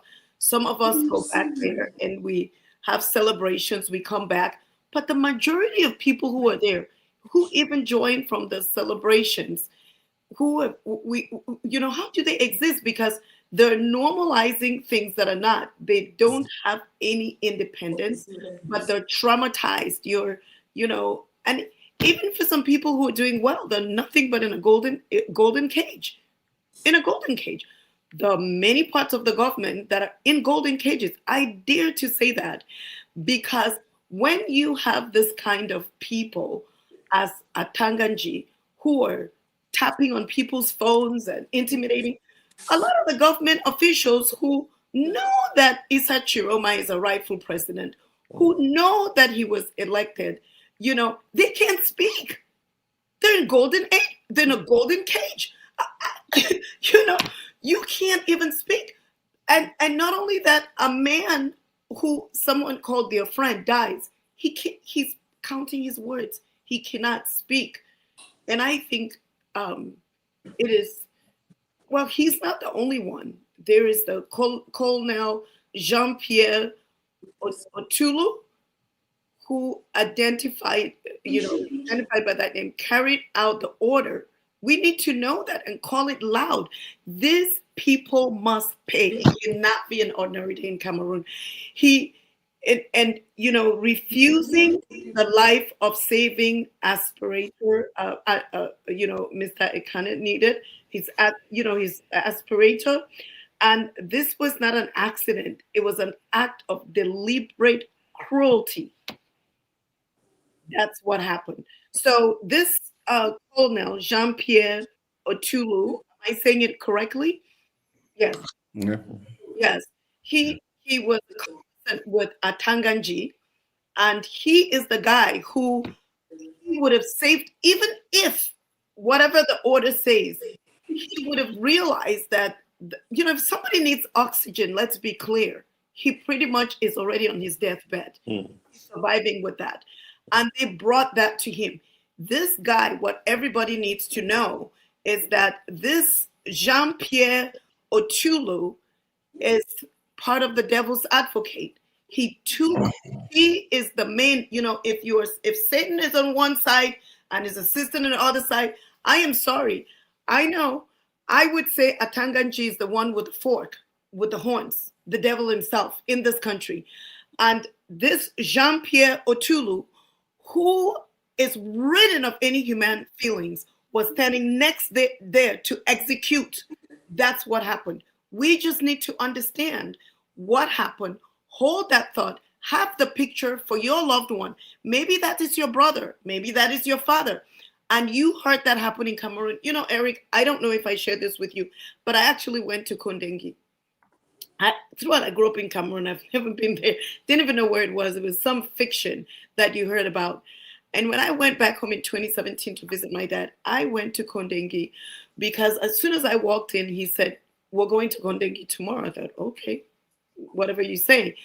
And because of, you know, the Amazonian situation and all these people who freshly have been put to jail, I remember seeing the principal of Bambili. And so we went there.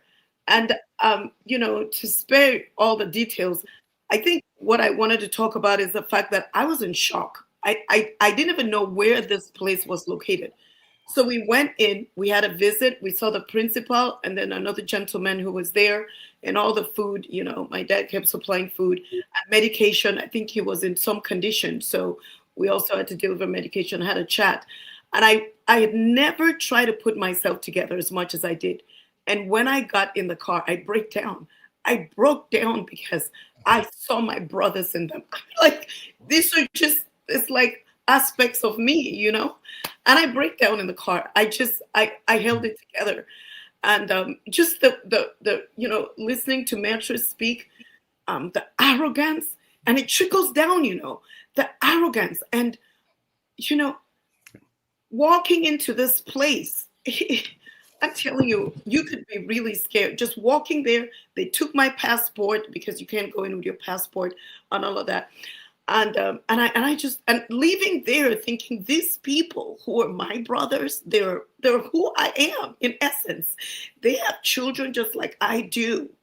They were there for doing nothing. And I put myself together. And when I sat in the car, I just break down. I thought, this is impossible. And to think that, you know, Mr. Ekane, he died in that place, in this kind of circumstance. I mean, it's so hard. When is it going to stop? When is it going to stop because something happens? Are we going to turn these people, no matter what we're saying, to good people? They're evil. They've sold their soul to the devil. They have tolerated evil things for so long. They are void of that human side. People, we need to understand that. And so the only way is when we're quiet and we're hiding behind, they're hiding behind Bia, because we're not calling them. So Bia is the convenient, he's an elderly citizen being abused. And I'm not saying he didn't create the situation he's living in. So I'm not pitting that. I'm just saying, when we don't call out people like Atanganji, this Colonel Jean-Pierre Otulu, who have killed Mr. Ekane, let's be clear. We don't need to go prove anything. That's meant for the rest. But right now, we know what happened. We need to call them by name. And they cannot hide behind people. They're hiding behind Bia. We need to call them so we know what we're dealing with. This is what Cameroon has come to. And if we don't rise to save ourselves, we will have our children would grow up here. And their stories will be worse because, like you said, Are is shrinking, you know. It's you know, as really important to note that this Colonel Jean-Pierre Otulu could have been the one that made the decision, the humanitarian decision, to say anybody in my custody, which is what the law says, has the right to medical attention. It's important to note this because someday you will be held accountable. This is a crime against humanity. That you had it was your responsibility. You were not, it's not a privilege for Mr. Ekane to have medical attention. It is your responsibility to provide it because you are the one who put him in detention. You must safeguard his life, protect life. Even for the worst of criminals, and this was not even a criminal. Anybody in detention, I'd say this to every other person in the military or wherever, you are committing crimes when you execute orders that are illegal. So remember that. it's also important for us to, there's lots of comments about action that needs to be taken. What action will we take? And we want to really highlight what the MANIDEM. Ari, before you talk about that, I'm reminded of a note that I got, and I think this is important because, I hope that I didn't confuse anyone in thinking he was dying. As Metro said, he was already, because he had been refused his oxygen. And I think it's important to know, I just received this from someone saying, Mr. Anicet Ekane was not a dying man. He was a man whose lungs were compromised, as Ari had explained. He needed his oxygen extractor to give him a semi-normal life, just like Mr. Atanganji, who uses dialysis 2 or 3 times a week. Really? Yes. Didn't know that. Absolutely. Oh. And so they assassinated him because he could have lived for another 10 years with his condition. Depriving him of his equipment, is what depriving him of his equipment is what killed him. And that is the clarity. And so Mr. Atanganji uses dialysis 2 to 3 times a week. This is unconscionable. Yeah. Well, see, I thought he was above any. A Superman, right? Yeah, I thought it was a Superman, that you falling sick or being under some form of, that he was way beyond all of that, and he was a human. I'm really surprised to hear that he too suffers from the normal ailments that us normal mortals, exactly suffer from. Yes. So, yes, I think like Ari said, as he joins us, it is true that we have to talk about not Atanganji. I'm so sorry. I got that wrong. I may have to pay for that. What was that? That is Clement Atangana. Wait, what about Clement Atangana? He's the one who has the dialysis. So Atanganji apparently is supernatural. No, not. Oh, you're right. Yes. Clement Atangana, that's the head of Clement Atangana. Yes. So I want to make that clear. Clement Atangana. I didn't get that. An innocent mistake. Yes. Yeah. But I just want to make that clear. But we all know he's mortal, and we don't know what his condition is. Yeah. And so we definitely want to talk about the actions that can be taken, as Ari alluded to. I also think that it was very important that, we just are able to express ourselves and understand when we don't take actions as a people, what that does to us as human beings. When we accept, because we can have our brasseries, we can eat, and we just accept the situations. Life is definitely not just food, drink. So we start tolerating, and the level of tolerance just keeps increasing. And I don't know, Eric, but I think that's what has happened to us, because this did not happen just now. It's been 43 years and 43 years of silence. And it's not to say we have not fought, but why this time is different is that if the elections would have been over and we fold our arms, as we have done and trained ourselves to do in 43 years, and here we are telling our children that, we love you so much, but we want you to grow up just like us, which is weakness. So there must be a sacrifice. And thank goodness that the Cameroonian people are rising to understand that we have to take action. That's why we're having conversations. That's why we're not being quiet. That's why we have to keep talking. That's why Jean-Maurice Kamto, as one of the party members, was not quiet like other parties, other leaders who came, by the way, to the Project C, Eric, and were interviewed. And, it was easy and appealing. Well, here's justice. Here's justice. Here is the fight. Here is what this looks like. Here, hopefully, is why you wanted to be president, because you want to change the country. And so where are you now? Election is over? Human beings are over? Cameroon is over? Life is over? No, the election is over, but the business of humanity remains, which is politics. We're all in this together. And so these leaders who wanted to run for president, who were leading other parties, nobody hears from them. And I know, Eric, we've talked about the religious leaders, who, for some reason, I don't know how we can exclude ourselves from the business of humanity and not talk about politics. And politics turns to govern the lives and the freedom of which people live. Because if it is misused, then we are in this conundrum. So at what point are we going to speak up?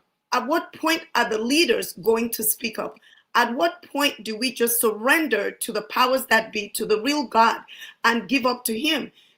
At what point? These are questions that are baffling. That builds the morality of people. Because if you go to church and you cannot talk about what is killing maybe Mr. Ekane's children or whatever family is in church, and the preacher just goes on, you're not relating to me. So I don't know. But Ari, I'm going to let you talk about some of the actions, or maybe Eric was going to say something. No, it's fine. Okay. You're muted. Thank you. The question that I see many people are asking is, we acknowledge the crime. What do we do next? And we think it's incredibly important that we recognize at this moment that MANIDEM, the political party, is calling this nation to rise up in solidarity, for action.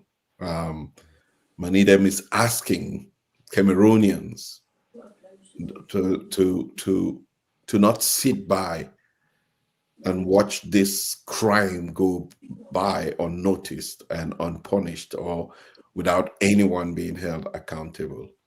And the MANIDEM is asking Cameroonians to step up at 11 a.m. tomorrow morning. 11 a.m. tomorrow morning.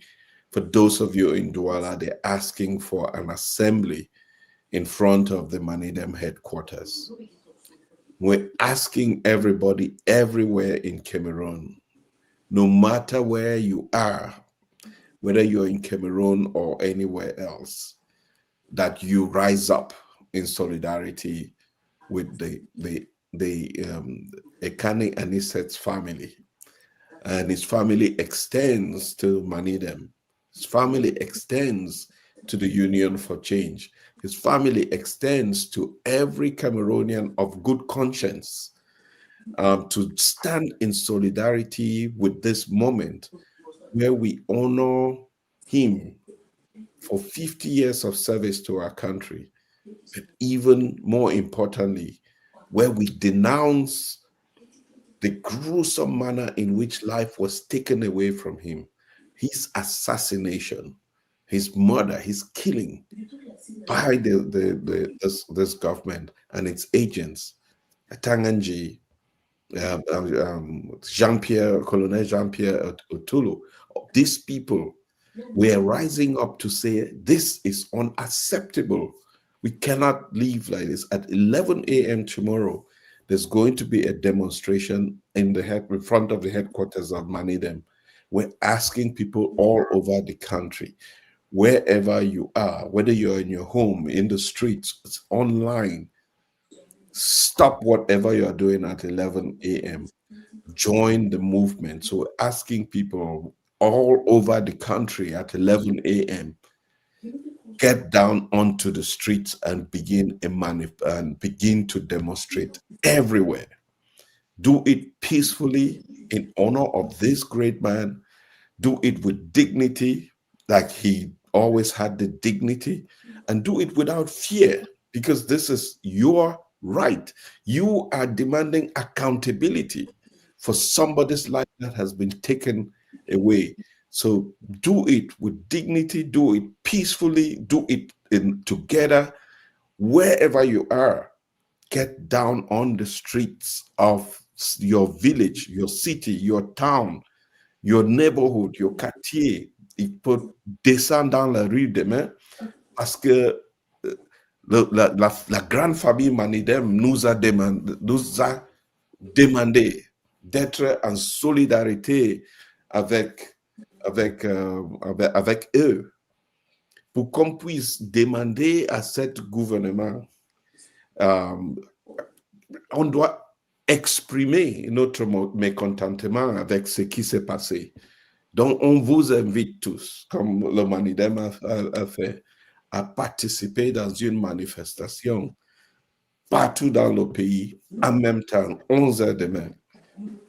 Tu es, quoi que tu fais, il faut arrêter. Et à 11 heures, il faut descendre dans la rue pour que les Camerounais et le monde entier sachent qu'on est solidaire en ce moment. Et c'est ce qui est très important. Him, and I see that you're and I hope that It's so you, painful. You can yes. imagine how painful it is. Vous pouvez imaginer combien c'est dur. Yeah. Et on ne peut pas laisser Anicet Ekane partir comme ça. Il ne peut pas partir. En fait, il ne va jamais partir. Il ne doit jamais partir. Et ça va commencer demain. Il est très important que les Camerounais, on sait ce qui s'est passé, qui a inspiré Anicet Ekane, c'est un certain Ernest Wandier, le 15 janvier 1971. Et ça l'a marqué au fer rouge. L'assassinat de Ernest Wandier a marqué Anicet Ekane au point qu'il en a fait un modèle. Il en a fait son héros. Il meurt aujourd'hui exactement comme Ernest Wandier en cherchant la liberté pour le Cameroun face à un pouvoir. Si je dis oppresseur, c'est un très petit mot. Si je dis dictatorial, c'est encore un très petit mot. Un pouvoir violent. Donc, il est important que les Camerounais qui ne s'arrêtent pas au fait de pleurer, de se lamenter. La meilleure façon de rendre hommage à Anicet Ekane, la meilleure façon de dire, de reconnaître son travail, son combat, et la meilleure façon de lui promettre que ce qu'il a fait ne sera pas oublié, c'est de commencer par demain. On rappelle, c'est arrêt, tu as dit 11 heures au siège du MANIDEM. C'est un acte fort, c'est un acte d'honneur à son nom. C'est un acte aussi de défiance à ceux qui pensent l'avoir éteint. Parce que certains disaient que peut-être pendant que nous pleurons, il y en a qui se réjouissent sous cap. Ils se disent un général est tombé. Mais il faudrait que ce soit 10 000 généraux qui sont en train de renaître. Ça, c'est important.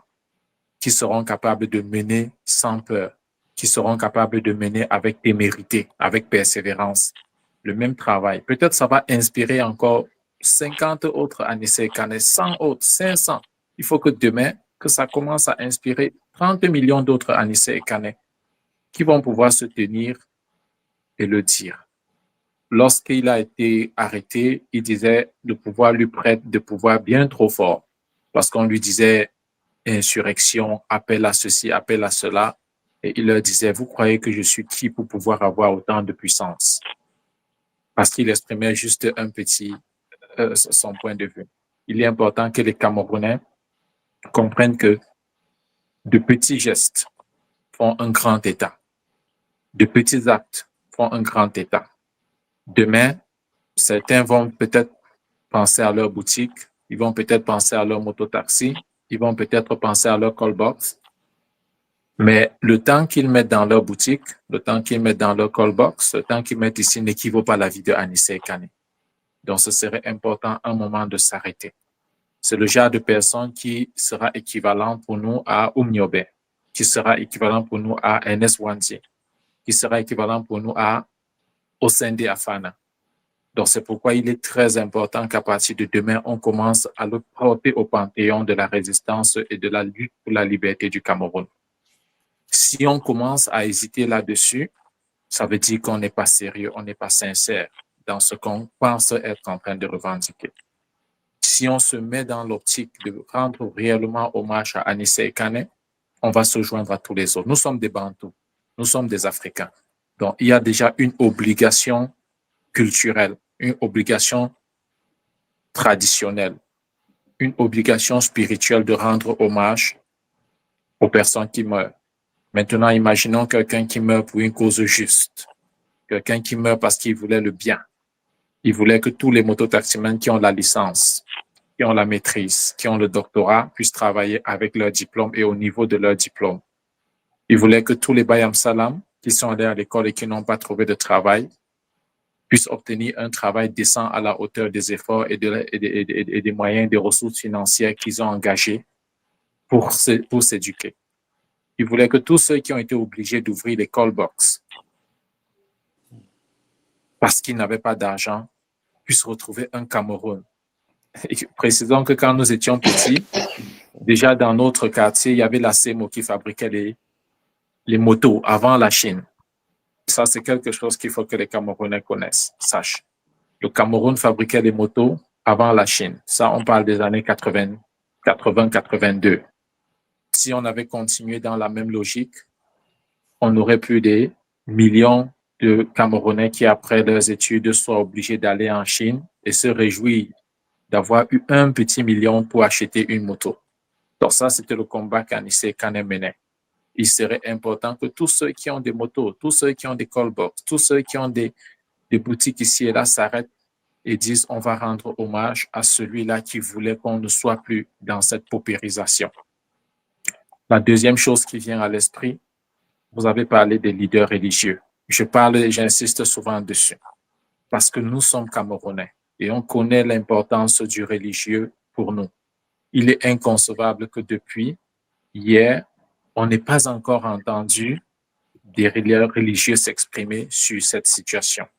Et il faut le dire, hein, il faut le dire, il faut que des gens qui utilisent nos dîmes, nos offrandes le dimanche, qu'ils sachent qu'on a de la mémoire, qu'ils sachent qu'on voit, le peuple camerounais voit. En 2018, il y avait beaucoup de partis politiques à l'élection. Issa Chiroma n'était pas là. En 2025, comme un miracle, tout le monde s'est porté sur Issa Chiroma.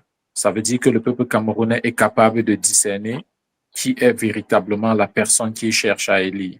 Ça veut dire que c'est un peuple qui a déjà de la maturité. Il a besoin d'avoir un peu plus de maturité peut-être, mais il a acquis une capacité de discernement. Alors, il faudrait que les leaders religieux comprennent qu'ils ont en face d'eux un peuple qui observe. Il faudrait que l'Église catholique comprenne qu'elle a un peuple qui observe, des fidèles qui observent, qui voient, qui comprennent les silences. Et ce serait totalement illogique que devant l'importance et la grandeur de la vie humaine, des institutions religieuses comme celle-là continuent de garder le silence. Ce serait aussi important que les leaders évangéliques, ceux qui proclament la vie, ceux qui parlent, qui se joignent. Et on connaît l'importance que l'Église évangélique a dans le littoral, par exemple, où la commémoration d'Anicet Ekane sera faite demain. Donc, il serait important que tout le monde comprenne que c'est urgent, c'est nécessaire de se rejoindre dans un mouvement d'ensemble pour rendre hommage à Anicet Ekane demain. Le troisième groupe de personnes qui viennent à l'esprit, et on l'a bien mentionné, quand Madame Dorcas, quand Maître Dorcas s'exprimait tout à l'heure, elle a bien fait la distinction entre deux comportements différents de deux ministres. Elle a dit le premier était violent, il était imbu, il était... Voilà, les mots nous manquent, les adjectifs vont nous manquer, vous pouvez compléter. Et le second était un peu plus ouvert. Le second était un peu plus humain. Le second était un peu plus compréhensif. Les deux font partie du même régime. Hein. Il n'était même pas au courant. Il le dit, c'est pas moi, c'est pas nous qui le disons. C'est lui qui le dit. Il n'était même pas au courant de ce qui se passait. Donc, le troisième message va en direction de ceux-là qui savent que la vie humaine a été bafouée, qu'un homme a été assassiné lâchement. Il faudrait que ceux-là aient le courage d'aller plus loin. Il ne faudrait pas seulement que ce soit lorsqu'on s'approche dans leur bureau qu'ils puissent dire « j'étais pas au courant, je ne savais pas ». Vous saviez parce que Anicet Ekane de toute façon était arrêté, c'était publié. Donc, si quelqu'un est vraiment sérieux, soucieux, il faudrait qu'à un moment qu'il puisse aller au-delà. Est-ce que réellement un poste de ministre vaut la vie de Anicet Ekane?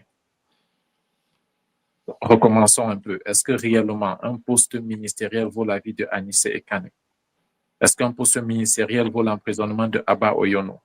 Est-ce qu'un poste ministériel vaut l'emprisonnement de Djekam Tchameni et de toutes ces personnes? Ne parlons pas des plus de 50 Camerounais qui ont été froidement abattus. Est-ce que réellement on a un poste qui vaut toutes ces vies-là? Donc, il faudrait que ceux qui sont au sein de ce régime, au sein de ce gouvernement, puissent s'exprimer et puissent prendre la mesure de la gravité de la situation, parce que de toute façon, ils seront associés comme caution à ce qui est en train de se dérouler. Donc, ce message-ci va aussi à l'endroit des ministres. On a parlé du ministre Sadi, qui avait tenu un langage plus apaisant, mais il serait important qu'ils aillent au-delà. Il serait important qu'ils s'expriment. Il serait important qu'ils rendent hommage à la vie humaine. Donc voilà les 3 idées qui sont venues à l'esprit. Et demain, c'est une commémoration importante. Il faudrait qu'à cette occasion-là, il y ait plus de personnes, quel que soit au-delà des partis, au-delà des personnes, au-delà des leaders, au-delà de tout ce qu'on peut envisager, au-delà des chapelles, au-delà des considérations RDPC, etc., qui puissent s'associer pour dire le Cameroun mérite mieux. Et à partir de maintenant, on devrait faire de la mort d'Anicet Ekane un point de départ pour le Cameroun. Et s'il y a des personnes qui écoutent ce message, ce serait important qu'elles fassent un travail de terrain, un travail de sensibilisation pour dire on n'est pas obligé de tout faire parce qu'on veut garder le pouvoir. Il y a des choses qu'on ne fait pas parce qu'on veut absolument garder le pouvoir. Anicet Ekane, il a des enfants, il a des petits-enfants. On ne tue pas le parent d'un enfant de façon aussi lâche parce que c'est de la lâcheté. Quand on te décrit combien il était seul dans sa cellule, comme un enfant, comme une personne abandonnée négligemment, seule, sans garde malade, quel message ça renvoie pour nous Africains, pour nous Bantous? Ça, c'est le genre de message qu'il faudrait que nous gardions à l'esprit pendant que nous écoutons et pendant que nous décidons d'agir ou de ne pas agir. Là, ce sont les principales idées qui viennent à l'esprit. Ce serait aussi bien que les journalistes. Il y a des journalistes qui ont pris fait et cause pour cette dictature. Il y a des journalistes qui, parce qu'ils reçoivent des prébendes, parce qu'ils reçoivent des strapontins, ont pris fait et cause. Quel genre de rémunération peut être érigée à la hauteur d'un tel crime? Quand ils rentrent chez eux et qu'ils se couchent, quand ils regardent leurs enfants, quand ils regardent leurs parents, à quel moment est-ce qu'ils se disent ou identifient un peu? Bon, il y a un travail de sensibilisation énorme que chaque Camerounais qui écoute peut faire. Il y a un travail de prise de conscience, mais il y a un travail persévérant. Merci bien, Harry. Pour le moment, je vais m'arrêter là. Wow. So, Ari, okay. So the call to action, because we obviously understand the situation, I just think of how he was gasping for oxygen. And whoever that person was, where he was in the room, how long, maybe someone said for 38 days, he was gasping for oxygen and he was killed. So we understand the circumstances, the inhumane way he was treated, and we have talked about it, and we're all still feeling, very disturbed, very disappointed, very angry, and which is just great that we can meet together, but we have to act. And so, going to the party tomorrow from Cameroon, and with our spirits with that, because we're not sleeping either, because we want to know what happened. Tomorrow, December 3rd, 2025 at 11 o'clock, to protest, to give him oxygen. And now the oxygen is for the nation. I think it's very important.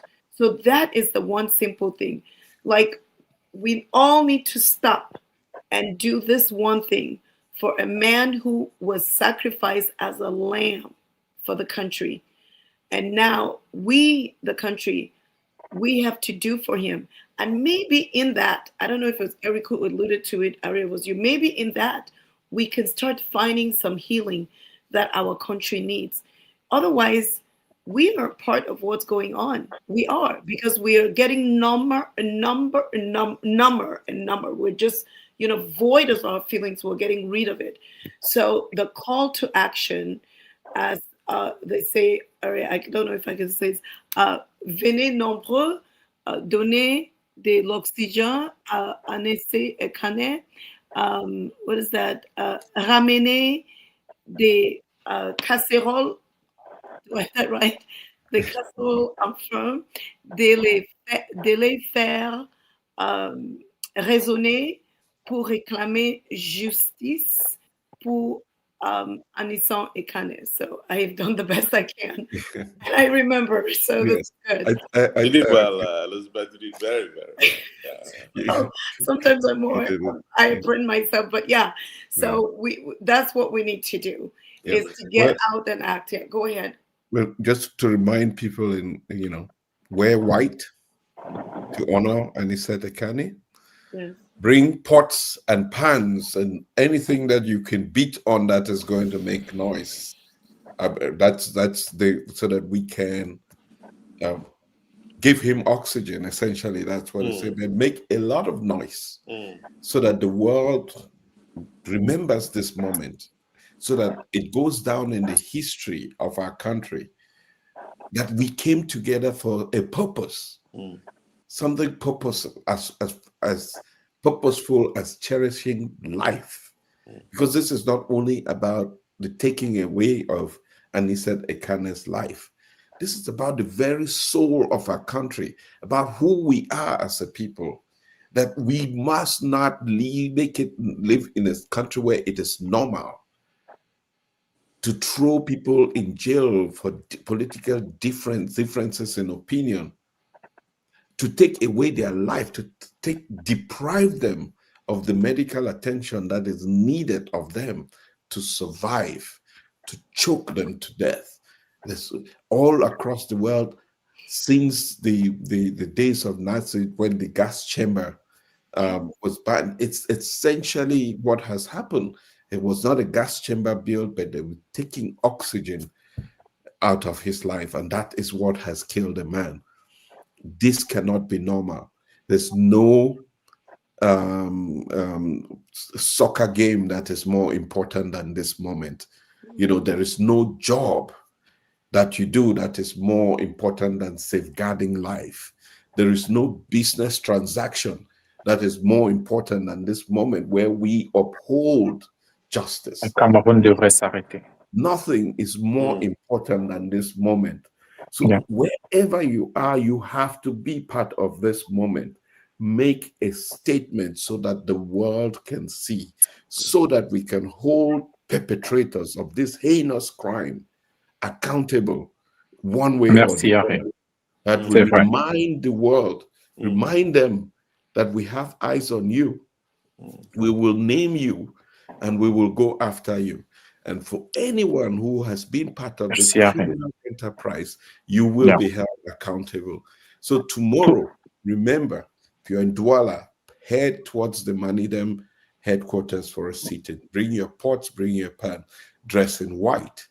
And people will join you in all other parts of the country, as symbolic as that would be. Wherever you are, 5 of you, 10 of you, 20, 10, be united around this idea of we must give honor to this man who fought so hard for this country for 50 years, giving everything to the point where he gave up his life for our country.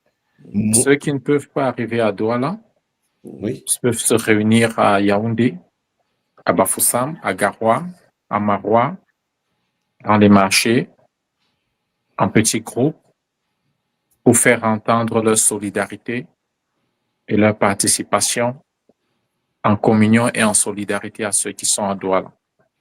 Tous ceux qui sont à Douala devraient pouvoir arriver au siège du MANIDEM, que des images puissent rendre Anicet Ekane content s'il venait voir ça. Et que ceux qui sont dans d'autres villes puissent en solidarité avec ceux-là faire la même chose. Ils peuvent choisir un endroit, leur lieu de travail, n'importe où, se réunir pour montrer que c'est le départ de quelque chose qui ne va plus s'arrêter. Ce serait aussi, c'est très important. Et pendant ce temps, il y a des Camerounais qui vont peut-être ressentir un appel quelque chose. Ils vont, a feeling, they will start a feeling. Ça peut changer la vie complètement, la perspective, la mentalité de beaucoup de Camerounais. Tu vas ressentir ton cœur qui bat de façon particulière pendant que tu rends hommage, pendant que tu y penses, et tu vas te demander à quoi sert la vie si je continue à regarder sans rien faire. Donc, si tu perçois que tu as comme un appel à t'engager, à mobiliser, à discuter, à partager ce que tu ressens, il est possible que ce soit toi qui seras une personne comme Anicet Ekane dans l'avenir. Ça, c'est quelque chose qui va se passer avec beaucoup de personnes. Pendant ces temps-ci où on est en train de commémorer l'œuvre d'une telle personne, il est important qu'on comprenne que ça ne va pas s'arrêter. Et c'est avec des hommes, c'est avec des Camerounais que ça ne va pas s'arrêter. Donc, j'ai envie de dire, Dieu va aller choisir parmi beaucoup de Camerounais des leaders qui seront demain capables. Anicet Ekane, il avait 20 ans, hein. Donc, c'est après 51 ans de lutte qu'il se sacrifie comme ça et qu'il devient martyr pour le Cameroun. Donc, les Camerounais vont, peu importe l'âge, des adolescents, des adultes, des personnes du troisième âge, des femmes, des enfants, you're gonna feel it, on va commencer à le ressentir et ça se perçoit déjà au Cameroun. On ne pourra pas continuer et que beaucoup de personnes vont commencer à prendre le relais. Ça, c'est quelque chose de façon pratique. Parce que beaucoup de personnes demandent qu'est-ce qu'on fait maintenant. Anicet Ekane est aussi en train de demander qu'est-ce que vous faites maintenant. Est-ce que c'est à lui de répondre encore qu'est-ce qu'on fait maintenant? C'est au Camerounais maintenant de savoir qu'est-ce qu'on fait maintenant. Toi, là où tu es, tu as des groupes, tu as des personnes avec qui tu discutes, tu es un leader, tu as une position de leadership, tu es un chef de famille, tu es un enfant, tu parles avec tes amis. C'est un momentum où tous les Camerounais peuvent se joindre de façon globale pour donner la liberté au Cameroun. Parce que les Camerounais, ils ne sont pas libres. Ils ne peuvent pas participer aux élections avec l'espoir que leur vote sera pris en compte. Et Anicet Ekane, tout ça a commencé à cause de son engagement pour que le 12 octobre, la volonté des Camerounais soit respectée. N'oublions pas ça. Tout ça tourne autour de ce que le 12 octobre, une volonté des Camerounais n'a pas été respectée. Et il était le premier d'ailleurs à prendre la parole le soir de l'élection pour dire les informations sont évidentes. Je voulais dire à tout le monde que j'ai Henriette Ekane avec moi au téléphone. Et peut-être... Mais Henriette, on t'entend bien. Et la question que je voulais poser, c'est d'abord comment tu te sens aujourd'hui. Parce que tu étais un combattant avec Anicet depuis des dizaines et des dizaines d'années. Comment tu te sens aujourd'hui? Je me sens un peu... Je suis désemparée. Parce que Anicet était une telle machine, mais il était affaibli avec cette maladie. Et cette maladie a provoqué chez lui besoin d'aller très vite.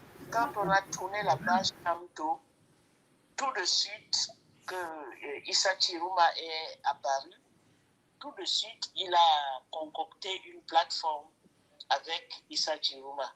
Et il me disait, tu sais, je n'ai plus le temps parce que quand j'ai demandé à mes médecins si on peut réparer ce que j'ai, des poumons un peu abîmés, il m'a dit, le médecin lui a dit, bon, tu as plus de 70 ans, ce n'est pas possible. Mais tu vas vivre avec ce handicap-là, tant que tu as tes appareils, tu n'as rien à craindre. Voilà. Donc, le pouvoir a précipité sa marche vers la mort et de manière totalement indécente. Figurez-vous que vendredi, moi, je voulais avoir la femme d'Anicet dimanche, parce qu'il était prévu qu'il y ait l'ouverture du procès le lundi. Et quand je l'ai eu le dimanche après-midi, elle m'a dit, ce n'est pas du tout ce que vous pensez. Parce que vendredi après-midi, dans la chambre,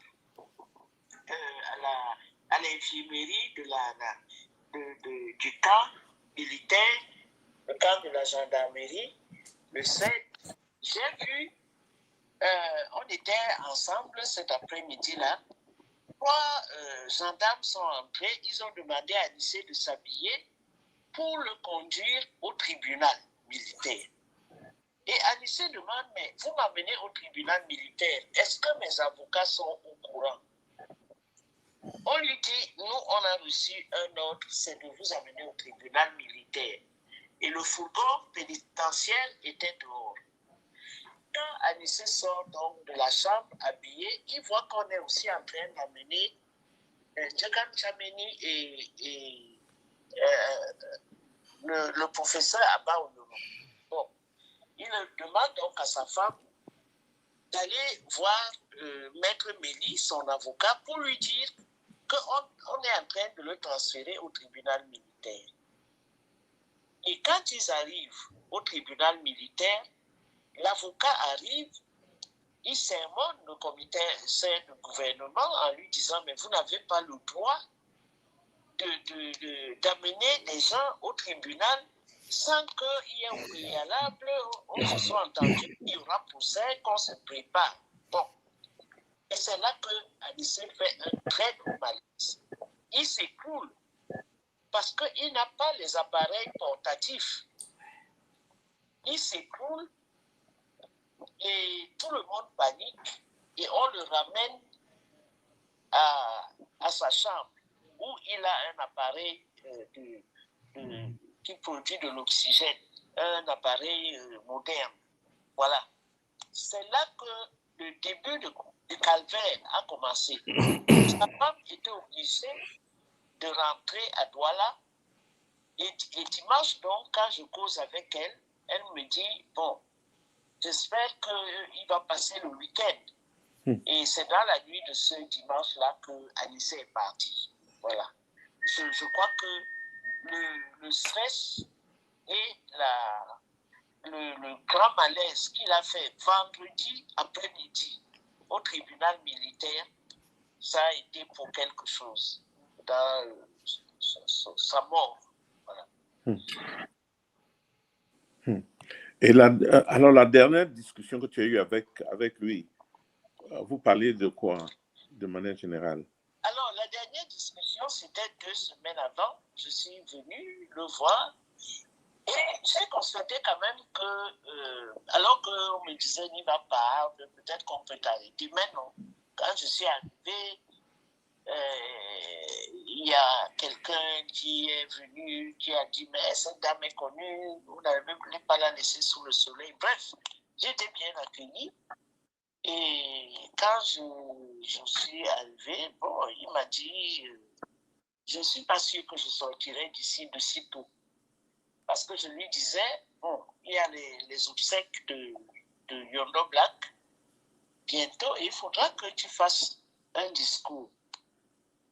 Et il me dit, est-ce que tu crois que je peux sortir de cette maison, de ce truc-là? Ils vont certainement me condamner pour que je meure ici. Bon, ben, je suis toujours optimiste. Je suis dans ma chambre. Ils m'ont restitué les appareils. Mais je ne peux pas les utiliser parce que je demande une expertise des appareils. On peut mettre du poison dedans dès que je respire un peu une bouffée et je pars. Je suis mort. Voilà, on a parlé de ça. Il m'a dit qu'ils sont un peu embarrassés parce que l'opinion internationale et ça, les réseaux sociaux ont joué un très grand rôle. La diaspora aussi. Et il remercie un peu toute cette mobilisation des internautes qui mettent tout dehors. Je regrette que, bon, je crois que la famille n'a pas voulu aller dans le sens d'aller voir les ambassades et de faire pression sur les ambassadeurs pour que Anicet ne subisse pas ce qui lui est arrivé. Les avocats se sont déployés, mais je crois que dans ces conditions-là, il faut quand même un peu toucher les grandes chancelleries. Et ça n'a pas malheureusement été fait. Et ça s'est passé à huis clos entre le gouvernement, l'appareil de répression et la famille qui était un peu désemparée. Voilà. Ariette, tu es, enfin, parmi nous, les vieux des journalistes camerounais, tu es peut-être la seule, une des rares en tout cas, qui témoigne de l'histoire, qui a eu à côtoyer, n'est-ce pas, ceux que nous considérons aujourd'hui comme des monuments. On a parlé de Yondo Black, qui a maintenant Anicet qui est parti, tu es là. Alors, dites-nous, les Camerounais qui t'écoutent ce soir, quel sentiment est-ce que la bataille que vous avez menée toutes ces années, est-ce que aujourd'hui tu es capable de dire que ça valait la peine, je le ferais si j'avais à refaire? Bien sûr. On se bat toujours pour les convictions, nos convictions. Et l'histoire a montré que quand une idée est juste, quand un combat est juste, quelle que soit la durée de la nuit, le jour finira toujours par se lever. Parce que de génération en génération, les gens sont très attentifs à celles qui étaient nos convictions, où on était peut-être minoritaire, mais où beaucoup de gens commencent à se mobiliser en disant « il y en a marre ». Pourquoi? Parce que le pouvoir commet trop d'erreurs. La misère dans laquelle baigne le peuple camerounais depuis 40 ans, les plans d'ajustement structurel, et je vais vous dire que les plans d'ajustement structurel, par leur violence, ont contribué à mobiliser le peuple camerounais pour le changement. Quand on arrive en 90 et qu'on commence les villes mortes, toutes les classes moyennes tombent dans l'escarcelle de l'opposition. Les hommes d'affaires financent l'opposition. Pourquoi? Parce que la gestion calamiteuse du pouvoir a été telle que même les hommes d'affaires ont compté sur la victoire de l'opposition.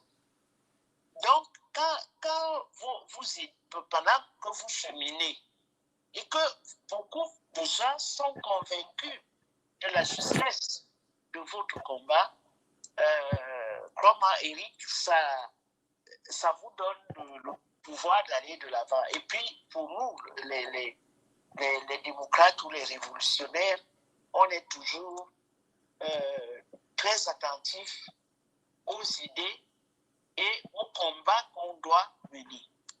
Je prends le dernier exemple, l'exemple de Issa Chiruma. Quand le projet de Cameroun n'a pas marché, Anicet n'a pas attendu. Et il a eu cette idée lumineuse. Il m'a dit, tu sais, Chiruma a été avec nous. Il a été membre fondateur de la coordination et il a une culture politique. Parce que Chiruma a fait les villes mortes à Garoua avec succès. Donc, quand on prend Chiruma, parce que beaucoup de gens, il y avait des opposants qui savaient lire le droit, mais pour nous, les révolutionnaires, tu ne peux pas faire tout pour être le meilleur lecteur des lois d'un dictateur. Ce n'est pas possible. Il faut fracasser ces lois qui sont des lois scélérates à nos yeux. C'est ça la différence avec tous les autres. Et au contraire, je crois qu'on n'a toujours pas gagné parce que le gouvernement, le pouvoir a introduit les armes dans la gestion de la démocratie. Et à partir de là, la démocratie a été totalement dévoyée.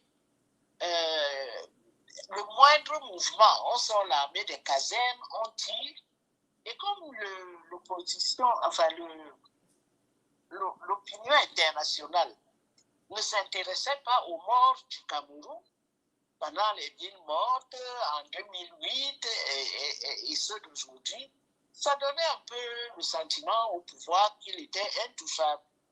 C'est maintenant que le pouvoir commence à avoir peur, parce que aussi les avancées des nouvelles technologies ont appris à ces jeunes gens à utiliser leur smartphone, à avoir des data pour pouvoir surfer, et surtout, ils ont fait des choses extraordinaires, comme par exemple filmer tout, puisqu'on avait Internet toute la nuit, de manière à ce qu'il soit très très difficile de dire que le président a gagné cette élection.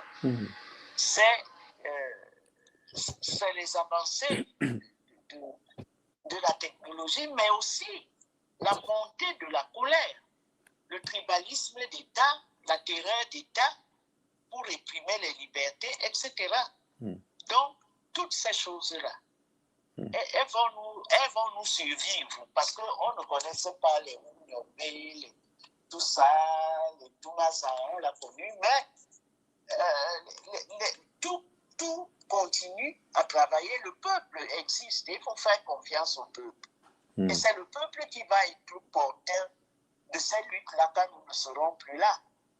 Voilà. Et on a confiance. Le peuple camerounais est un peuple très instruit et surtout qui a une conscience politique aiguë depuis le 19e et le 20e siècle, le début du 20e siècle.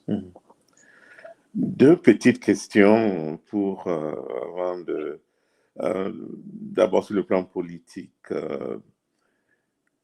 Comment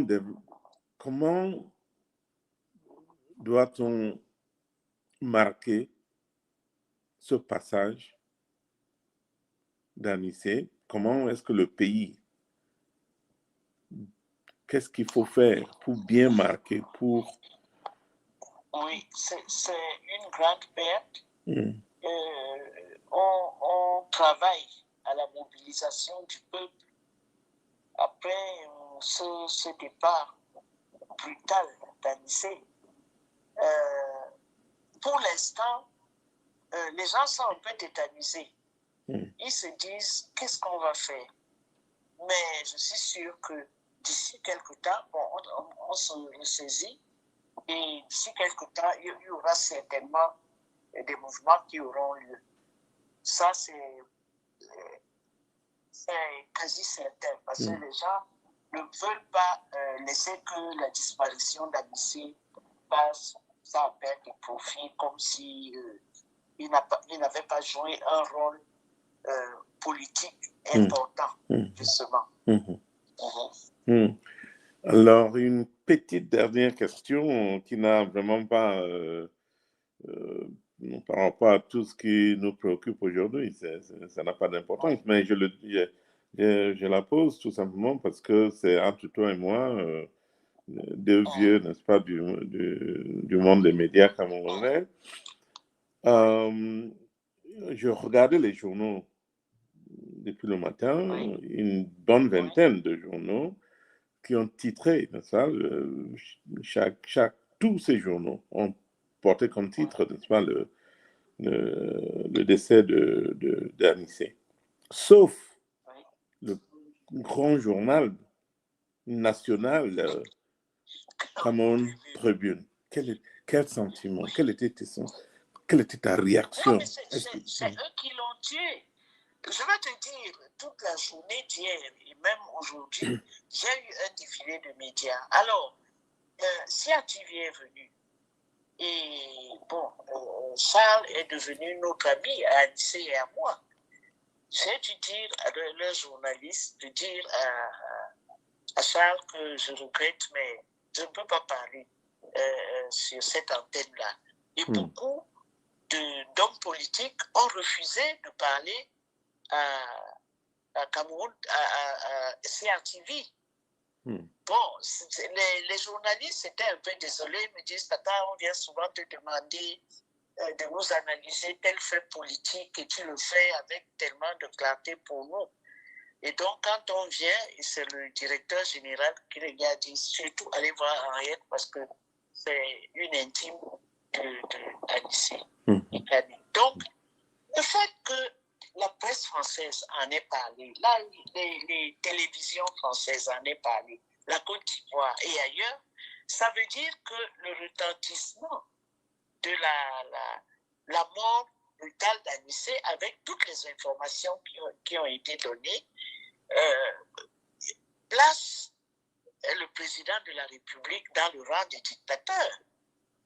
Et c'était mauvais parce que, par exemple, Sadi René a dû dire que, bon, je regrette ce qui est arrivé. Je ne savais pas qu'il était dans un tel état de détresse respiratoire. Donc, il y a qu'ils aient laissé, qu'ils aient refusé, ça, on le savait. Est-ce que Biya a déjà réalisé qu'on est dans une démocratie? Non. Tout ce qu'il fait, c'est comme dans le parti unique. Il n'a pas varié. Et ça ne nous étonne pas.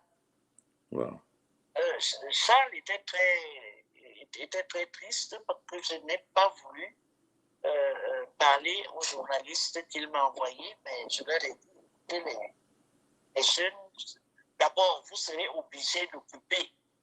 Là où je vais porter une accusation sur le pouvoir, vous allez être obligés de couper. Et à un moment, ça n'aura même plus d'intérêt que je parle. Voilà. Mais ça n'a rien changé. Hein. Qu'il ne donne pas ça ou qu'il ne fasse pas quelque chose à Cameroun Tribune, ça n'a strictement rien changé. Aujourd'hui, les réseaux sociaux sont plus puissants, la diaspora très puissante. Absolument. Et cette diaspora nous aide beaucoup, infiniment. Voilà. En tout cas, merci Henriette, merci beaucoup. Toutes mes condoléances. Je sais que le pays a perdu un grand homme, mais toi, tu as perdu un frère, ami. Oui. Donc, c'est vrai, un compagnon de oui. Donc, du courage. Merci pour tout. Merci et beaucoup. On garde le contact. Et moi, je vous remercie aussi. Vous ne pouvez pas savoir l'apport de la diaspora dans notre lutte ici. Vous ne pouvez pas imaginer. Et chaque fois que j'ai l'occasion sur une plateforme, je remercie le peuple camerounais de la diaspora. Merci beaucoup. Merci ma chère, merci beaucoup et repose-toi bien. Merci. À bientôt. À bientôt. Oui. Ok. Voilà. Bye. Thank you, Eric, for that scoop. It was really good to have her perspective. She's when they say a long-time combatant for the country. These are people who have given their lives so that we may breathe, essentially, and even 50 years later, they have not achieved the aspirations that they had. But you could see that she doesn't give up. She has hope. She still believes in the Cameroonian people, and that something will come out of this struggle. This is a noble path on which she and many others, including Anicet Ekane, have been on. Even on a dark day like this, she still finds it in her that hope that tomorrow will be better if we keep fighting on. And that is the spirit that that's the seed that we plant today in every mind, every pair of ears that is listening, that you leave here knowing that the hope for tomorrow lies in each one of us and what we do with this moment. And that's why we're asking for you to step up tomorrow, to be part of this movement and let your voice be heard. Play your part in defining the destiny of this country. For what would you give up? The man has just given up his life for your freedoms. Give up 1 hour of your time tomorrow. Step out of your comfort zone and be part of something that is bigger than you. That's what we ask of you. Remember to wear white.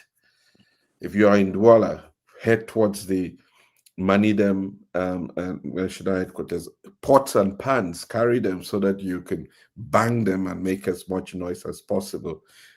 Everywhere around the country, if you're in Yaoundé, in Chinga, in Mukolo, in Madagascar, in Melong, Mendong, BMRC, come out and be part of this movement. Everywhere across the country, let us show solidarity, because that's what is needed at this moment. And I'll turn this to our civil society guru, my dear brother Leopold. It would be really important at this moment to hear your calming perspective.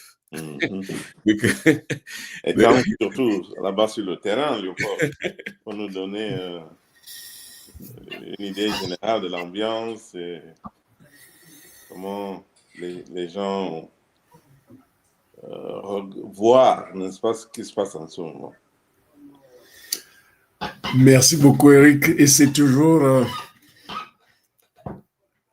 assez émouvant, et surtout d'entendre Henriette et de voir Harry, you said it all.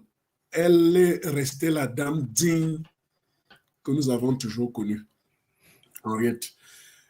Elle a été membre du conseil d'administration à Transparency et autres, et donc vraiment, Henriette est restée la même, brave et un modèle, vraiment un modèle de dignité.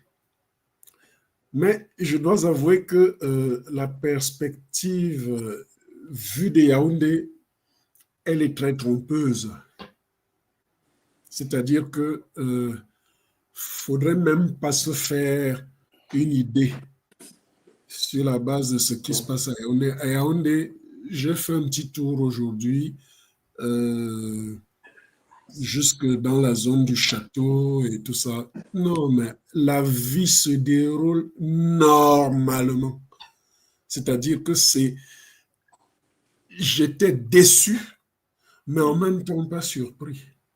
C'est pour cela que je dis, Yaoundé n'est pas un bon indicateur du degré de détresse par rapport à une ville comme Douala, par rapport à ce qui se passe ailleurs. J'ai échangé aujourd'hui avec des gens qui m'ont dit que, par exemple, à Bangante, chez Kecha Koutes, chez Niak Jifenji, ils ont respecté grandement les villes mortes. Quelqu'un qui est rentré de là aujourd'hui. Donc, c'est pour dire que Yaoundé est très trompeur. Mais il faut dire quand même que nous qui réfléchissons là-dessus, nous faisons très, très bien de faire cette analyse-là, de prendre cette petite pause, parce que cette petite pause pour pouvoir de réflexion comme celle actuelle en ce moment, le départ de Anicet Ekane hier, de ce symbole-là, de la lutte, vraiment, ce n'est pas le fait du hasard. Anicet savait qu'il partait. Et Anicet, dans sa grandeur d'âme, a accepté de partir dans ces conditions. Et il est resté extrêmement lucide jusqu'à la fin.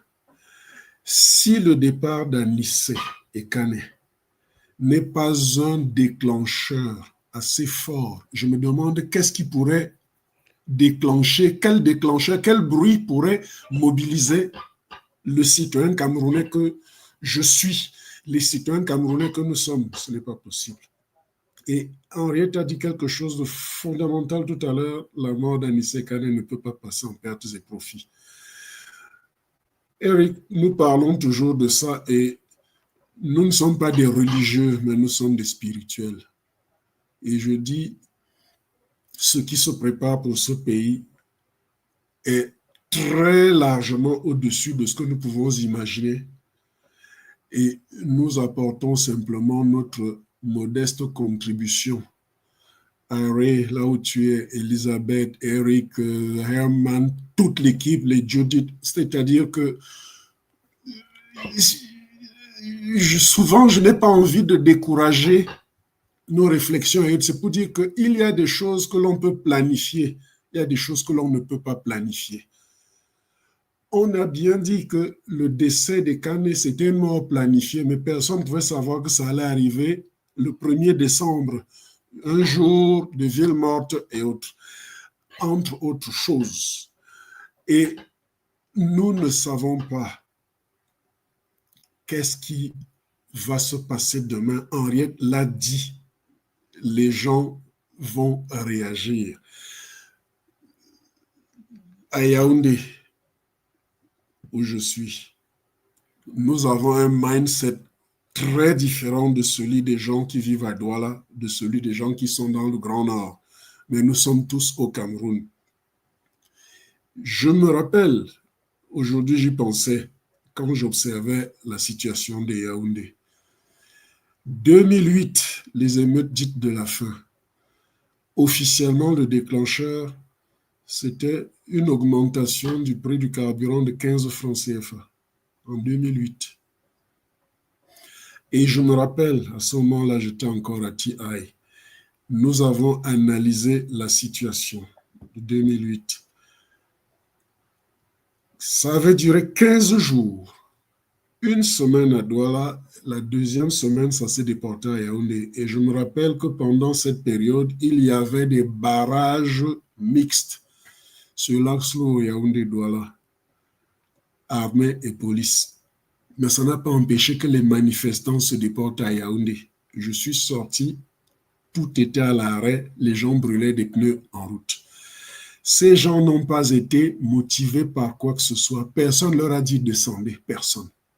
Ça a duré 15 jours et c'était toujours les mêmes Camerounais. En fait, c'est pour dire que la mort, le sacrifice de Anicet Ekane aura nécessairement une portée immense dans ce pays, mais bien malin qui pourrait dire quand. Mais on se souviendra. Et Harry, tu l'as dit la dernière fois, tu l'as dit il y a 2 jours, c'est le 12 octobre qui coûte la vie à Anicet Ekane. C'est le 12 octobre avec tout ce qui s'est passé. Et Henriette l'a redit tout à l'heure, le pouvoir ne fait que multiplier des erreurs. Et ce n'est pas le fait du hasard. Eux-mêmes, ils ne se rendent pas compte de la gravité dans laquelle ils sont. Quand on suit le ministre René Sadi, ça veut dire ce que ça veut dire. Aujourd'hui, nous avons appris par Boris Berthold que le ministre de la Défense, Béthia Soma, n'était pas au courant des arrestations qui avaient été planifiées, Ekane, Anicet, Djokam Chameni, professeur Abaoueno et autres. Mais nous notons que pendant 1 mois, rien ne s'est passé. Et aujourd'hui, nous constatons simplement un décès. À qui la suite? À qui le tour? Nous sommes obligés de nous poser cette question. Mais je ne peux pas m'empêcher de regarder les choses aussi sous un plan spirituel et de dire que ce qui est en train de se passer, la multiplication de ces erreurs-là, et ça va continuer. Je soupçonne que les prochaines erreurs qui vont être vraiment visibles, ce sera dans le corps des forces de défense et de sécurité, parce que ce sont des Camerounais comme nous tous, qui voient, qui analysent, et qui ont aussi leurs ressentiments, et qui vont, à un moment donné, avoir l'occasion de s'exprimer, pas forcément vis-à-vis de nous, mais vis-à-vis de ceux qui, des donneurs d'ordre. Et nous allons le savoir. Nous nous battons pour le Cameroun, ce n'est pas pour des individus. C'est pour cela que, à certains moments, je le dis comme je pense, nous, en tant qu'humains et de l'Afrique centrale, nous avons nos faiblesses. Parce que quand on voit le mindset de nos frères d'Afrique de l'Ouest, ils sont plus solidaires que nous. Ils sont beaucoup plus unis. Ils ont un meilleur respect de la chose publique. Où le tiers de ce que nous subissons au Cameroun, ils auraient déjà réagi, et très violemment. Mais nous sommes ce que nous sommes, avec notre timing et notre façon d'attendre. Mais cela va forcément changer. Nous sommes des peureux. Nous sommes peureux, nous, de cette zone-ci. C'est-à-dire que le jour où M. Atanganji n'aura plus le gendarme, le militaire là, vous ne pourrez pas reconnaître ce monsieur. Vous ne pourrez pas. Tellement il va trembler. Donc, ça veut dire quoi? Ça veut dire que si nous continuons à analyser simplement et à regarder, j'ai parlé tout à l'heure de ce qui s'est passé en 2008. C'était les mêmes Camerounais sans mot d'ordre. Ils sont descendus et on a simplement constaté. Si, je dis comme je pense, si nos frères du Nord qui ont cette culture-là, s'ils lancent une fatwa sur 4 ou 5 personnes seulement, 4, 5 personnes seulement, je peux parier ce que vous voulez, que le langage va changer. Ils seront moins arrogants quand ils s'adressent à nous. Ils seront moins arrogants. Ce n'est pas possible. Ils ne sont pas plus camerounais que nous. Et en privé, nous les connaissons. Et nous savons que ce n'est pas du tout ce qu'ils présentent devant les caméras. Mais quand est-ce qu'on va... C'est-à-dire que jusqu'à quand... Je le dis en me posant une question sur moi-même. Jusqu'à quand est-ce que je vais supporter cela sans réagir? Tout ce que nos seules armes, c'est parler comme nous sommes en train de faire, écrire comme nous sommes en train d'écrire, sensibiliser du mieux que nous pouvons, mais chacun avec ses méthodes, chacun avec ses techniques. Mais je dis, l'humilité, nos dirigeants doivent apprendre ce que c'est que l'humilité. Et le décès, parce que c'est de ça qu'il est question, le décès d'Anicet Ekane, c'est la preuve suprême d'une arrogance qui ne devrait pas exister. Parce que parler des appareils respiratoires, il y a le professeur Aimé Boni qui a fait toute une émission dessus avec le fils d'Anicet Ekane, le 28 novembre. C'est comme s'il savait que 3 jours plus tard, le père allait partir. Ça s'est vu. Il y a eu une première alerte, on se rappelle, il y a 2 ou 3 semaines, où il y a une rumeur que Anicet était décédé. Je me suis dit, en écrivant à certains, j'ai dit, j'espère que cela va leur permettre de ralentir un peu la brutalité de leur méthode, mais non. Donc, c'est pour dire que l'impression qui se dégage de la ville de Yaoundé est une impression très trompeuse, parce que Yaoundé est calme. Quand je dis calme, en réalité, je devrais dire qu'à Yaoundé, nous avons beaucoup peur. C'est la peur qui amène les gens à rester comme on est là. Et voilà un peu. Mais Yaoundé n'est pas un bon indicateur. Et Yaoundé ne réalise pas que lorsque les tomates, les oignons, tous les marchés, on me dit que les marchés ne sont plus approvisionnés. Je dis à Yaoundé, parce qu'on en parlait ce soir, les marchés ne sont plus approvisionnés comme ils étaient approvisionnés avant. Mais quand les prix grimpent, ce n'est pas pour... les prix grimpent pour les militaires, pour les ministres, pour tout le monde. C'est pour tout le monde. Donc, ce que nous faisons là, c'est pour tout le monde. Donc, non. Douala et autres, ça fait plaisir de voir ce qui se passe dans le Grand Nord et autres. Et nous sommes totalement solidaires. Et Yaoundé, ce n'est pas un bon indicateur. Et nous sommes même, à la limite, je dis même qu'à Yaoundé, nous ne sommes pas très conscients. Nous ne sommes pas conscients. Je vous le dis, les gens sont assis dans les bars comme les jours ordinaires. Les gens sont assis dans les bars. Certains parlent football, on les écoute. Donc, vraiment, non. Mais c'est la peur. C'est la peur. We are really afraid. We are really afraid in this country. In Yaoundé. Voilà un peu ce que je pouvais dire, Eric. Non, enfin, merci infiniment, LND. tu es là sur le terrain, donc c'était très important pour nous qui sommes un peu éloignés du pays, n'est-ce pas, de l'entendre tel que Henriette nous l'a dit, et maintenant, tel que toi tu en parles, c'est très important. Ça nous permet d'avoir une meilleure appréciation soit de la situation au pays, sur le terrain. J'espère que... est-ce que tu as l'impression, bon, pour demain, évidemment, à Douala, on s'attend à certaines activités autour du siège de MANIDEM. Il n'y a rien de semblable à Yaoundé, si je ne me trompe pas. Non, pas vraiment, parce que déjà, j'ai essayé de regarder aujourd'hui, il n'y a pas un siège reconnu pour le MANIDEM à Yaoundé. Oui. Sinon, très honnêtement, j'y aurais fait un tour. Ça, je le dis en toute sincérité, j'y aurais fait un tour. Pas forcément, je ne suis pas membre du MANIDEM, vous savez, je n'appartiens à aucun parti politique, mais j'aurais fait un tour. Comme en 2008, j'avais fait un tour dehors pour voir, pour filmer un peu l'ambiance.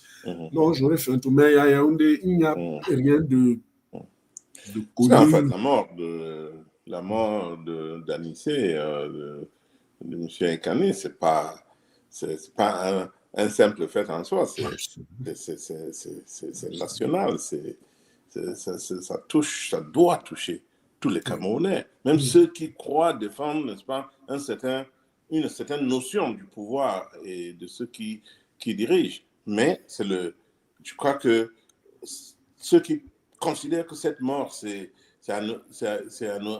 anodin, que le pays doit, n'est-ce pas, balancer ça comme si c'était, comme si de rien n'était. Je crois qu'ils se trompent.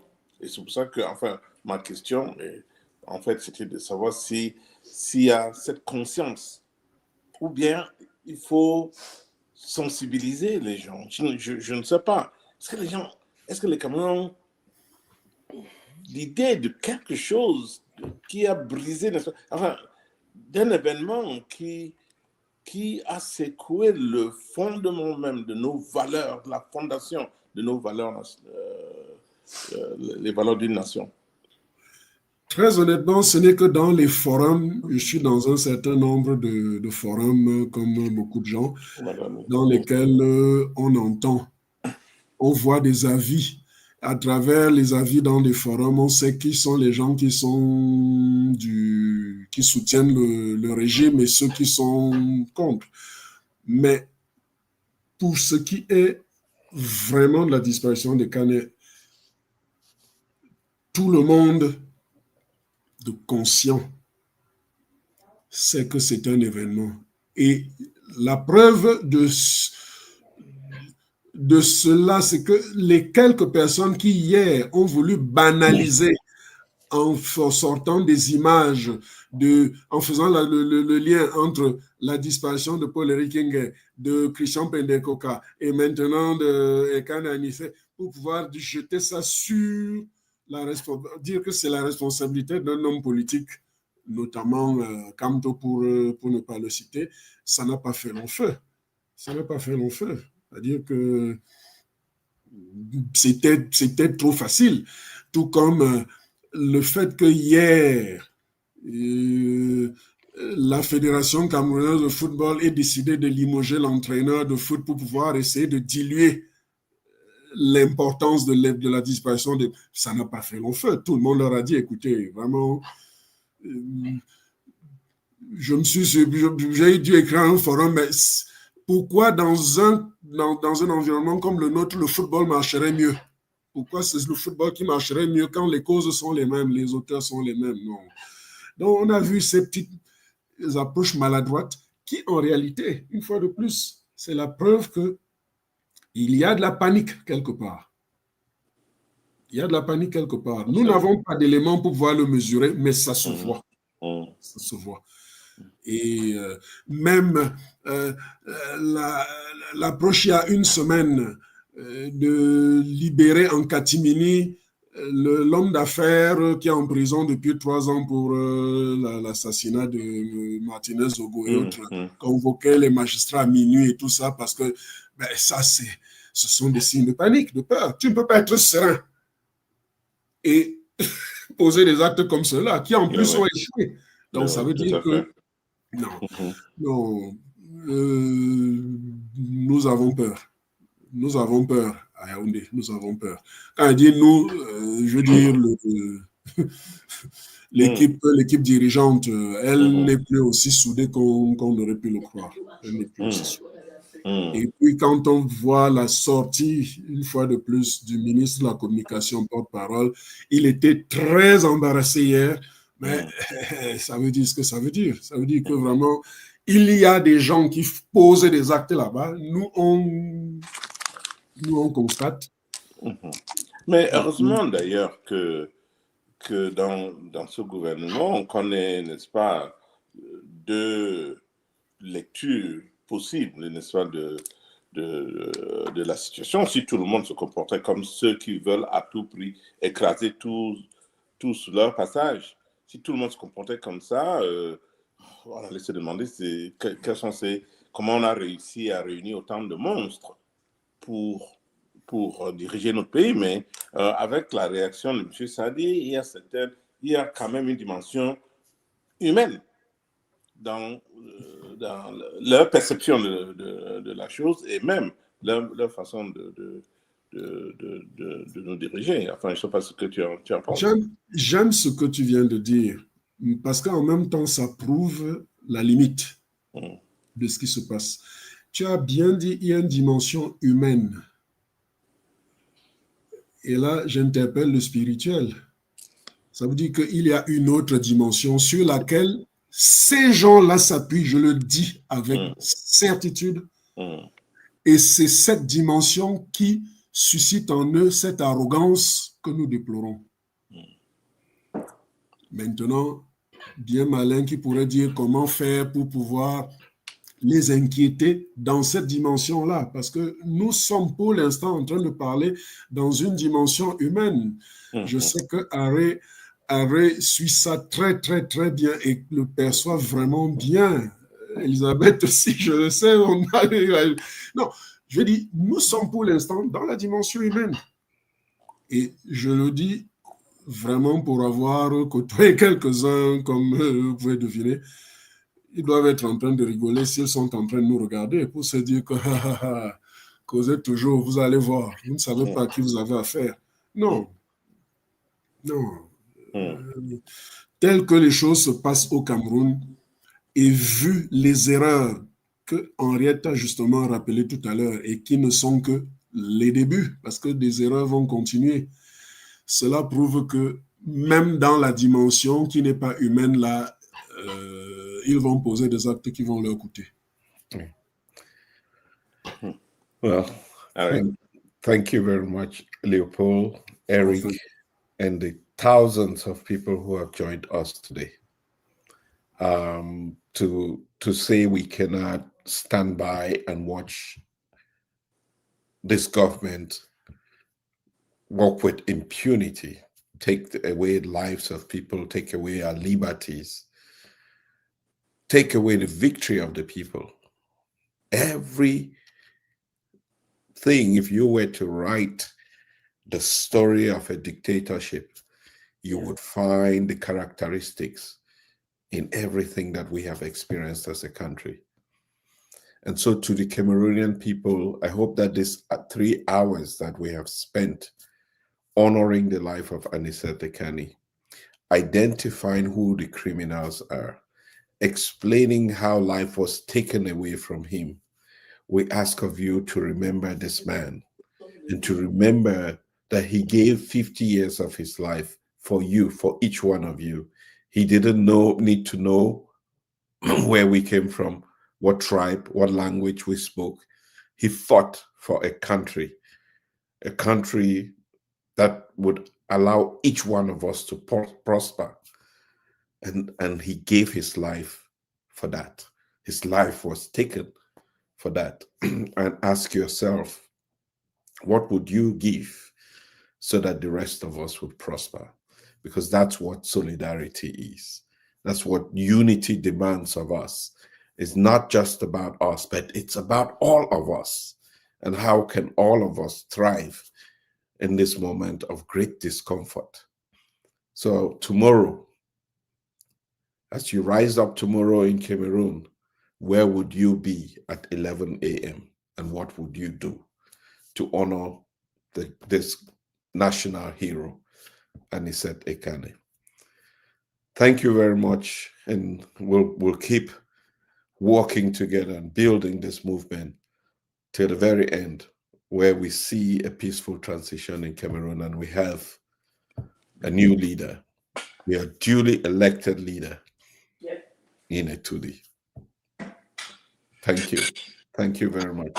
Yeah, I was just reading a question that that came in as you're rounding up. Wanting to know, because I mentioned the fact that with the position taken by Minister Sadio Rene, that at least you can see that they're not all of the same cold attitude to life. At least he displayed a sense of empathy, a sense of reaching out. So somebody is saying, but this does not constitute a different camp. He says, quelqu'un s'est levé pour Anicet. Ils étaient ses amis et l'ont laissé mourir à petit feu pendant 38 jours. Enfin, c'est une façon de remercier la personne qui a posé la question et de dire qu'on n'est pas indifférent, n'est-ce pas? Paul, est-ce que tu avais un truc à ajouter sur cette question? Non, à la réalité, non, franchement. On a seulement dit, le ministre René Sadi, il était très embarrassé par la question hier et il a essayé de se rattraper un tout petit peu dans le communiqué qu'il a rédigé après, mais humainement, il était embêté. Il a d'ailleurs dit qu'il n'aurait pas géré la situation de cette façon. Okay. Well, Harry, I know you're signing off, but I want to conclude, my thoughts, my own thoughts on this. And my thoughts are simple. We are going to build a country we are all proud of, or a handful of people will determine whether or not this country belongs to all of us to build and to share, or the rest of us are working for a handful of them. I think that question, when we think as we go forward, evaluating what has happened in the last couple of days and the last couple of months, as we evaluate all of that, it's important that we think about the Cameroon we want, that we think about the people who continue every day and fight to make this a better nation. And those people are in government as out of government. I mean, it cannot be that all the good people are on one side and all the bad people on the other. No. So that's why it's got to be a collective effort. We all have to decide whether we can allow the child who's born, every child born on this land that we call ours, to have a chance in life, benefiting from the riches, the immense wealth of this nation of ours. I hope that as we reflect on what has happened and what is happening, that all of us, born of the soil of our ancestors, that we can all find it in our hearts, not only to share, but to ensure that each one of us has a place in this land, and that we have what it takes, the soul, the spirit, to give back to every Cameroonian child, so that we can all live in peace and harmony on this triangle of ours that we call Cameroon. So as we go forward from tomorrow on, as we meet in front of the MANIDEM headquarters in Douala, as we determine whether or not to be part of a ghost town in Yaoundé or not, as we all sit back to think about what it is has created the tensions and in the country now, as we reflect on all of that, my hope is that we can all begin to work towards those value systems that we can all agree on, that we can all be a part of, and that it is not just those who are up in the tree harvesting the fruit that can benefit from the wealth of the land. I really hope that there are a couple of things I just want to sign off on. One is the church donations. I've been told that people are so disillusioned with the church that they want us to just stop taking our widow's mite, all of us, and handing it over to the church when the church is totally unwilling or incapable of standing up for right at this time in the history of our country. So I don't know. I'm not. I don't want to go to hell. Maybe I deserve to be, but I don't want to go to hell. But I also am not. When the church is not on the side of right, you start wondering where hell is. We've had elections in Cameroon, and we know that it is not the government that aspires to continue leading us that should be in leadership. And the church ought to stand up and say that. And if they did, if the imams and the reverend fathers and the pastors and all of them, they all stood up for what is right.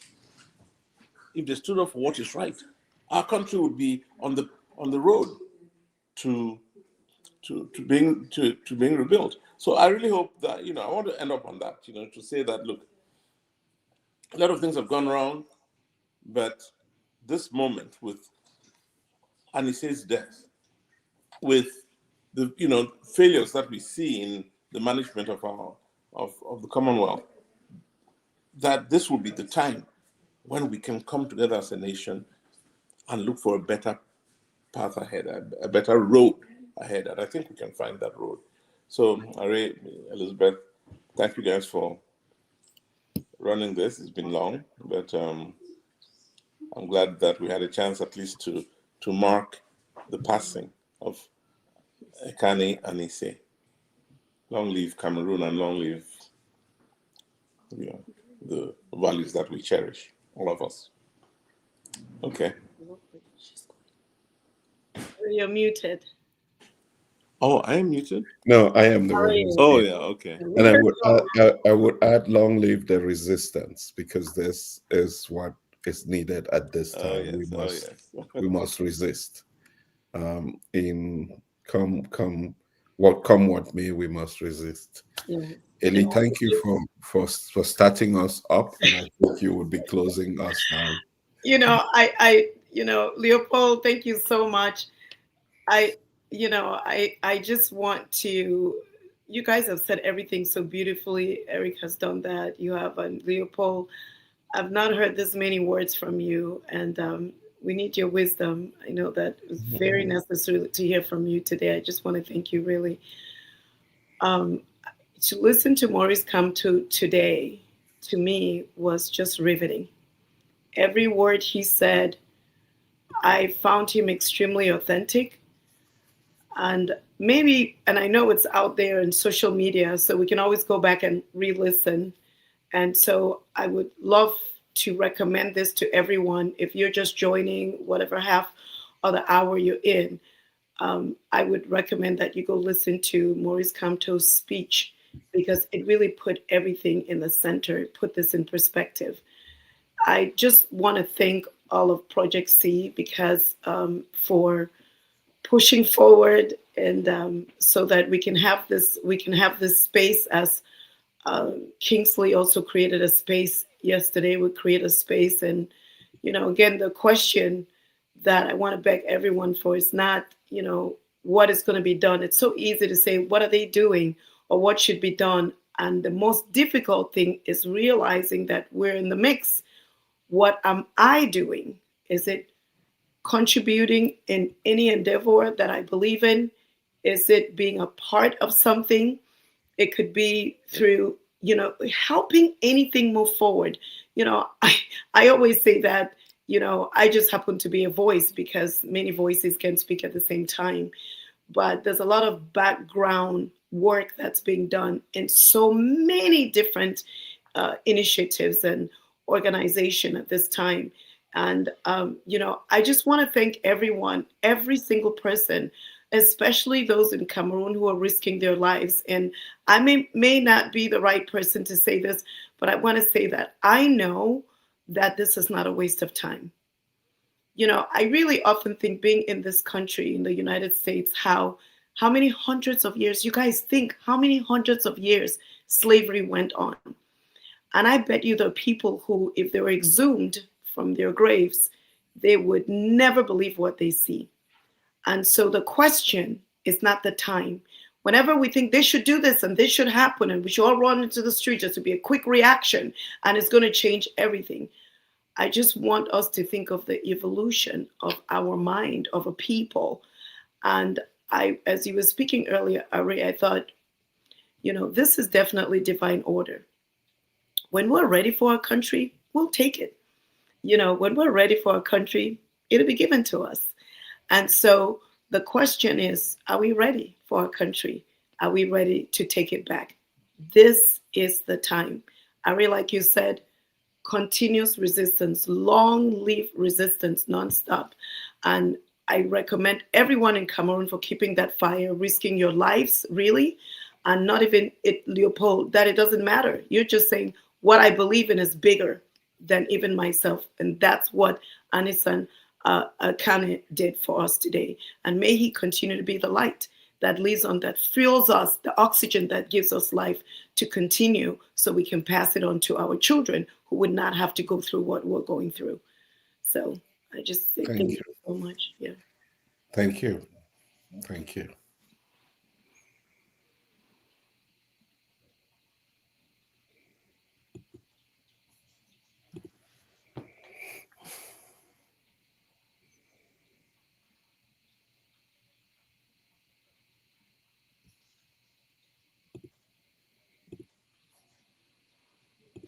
Ils l'ont tué. Ils ont tué le président du MANIDEM, Georges Anicet Ekane.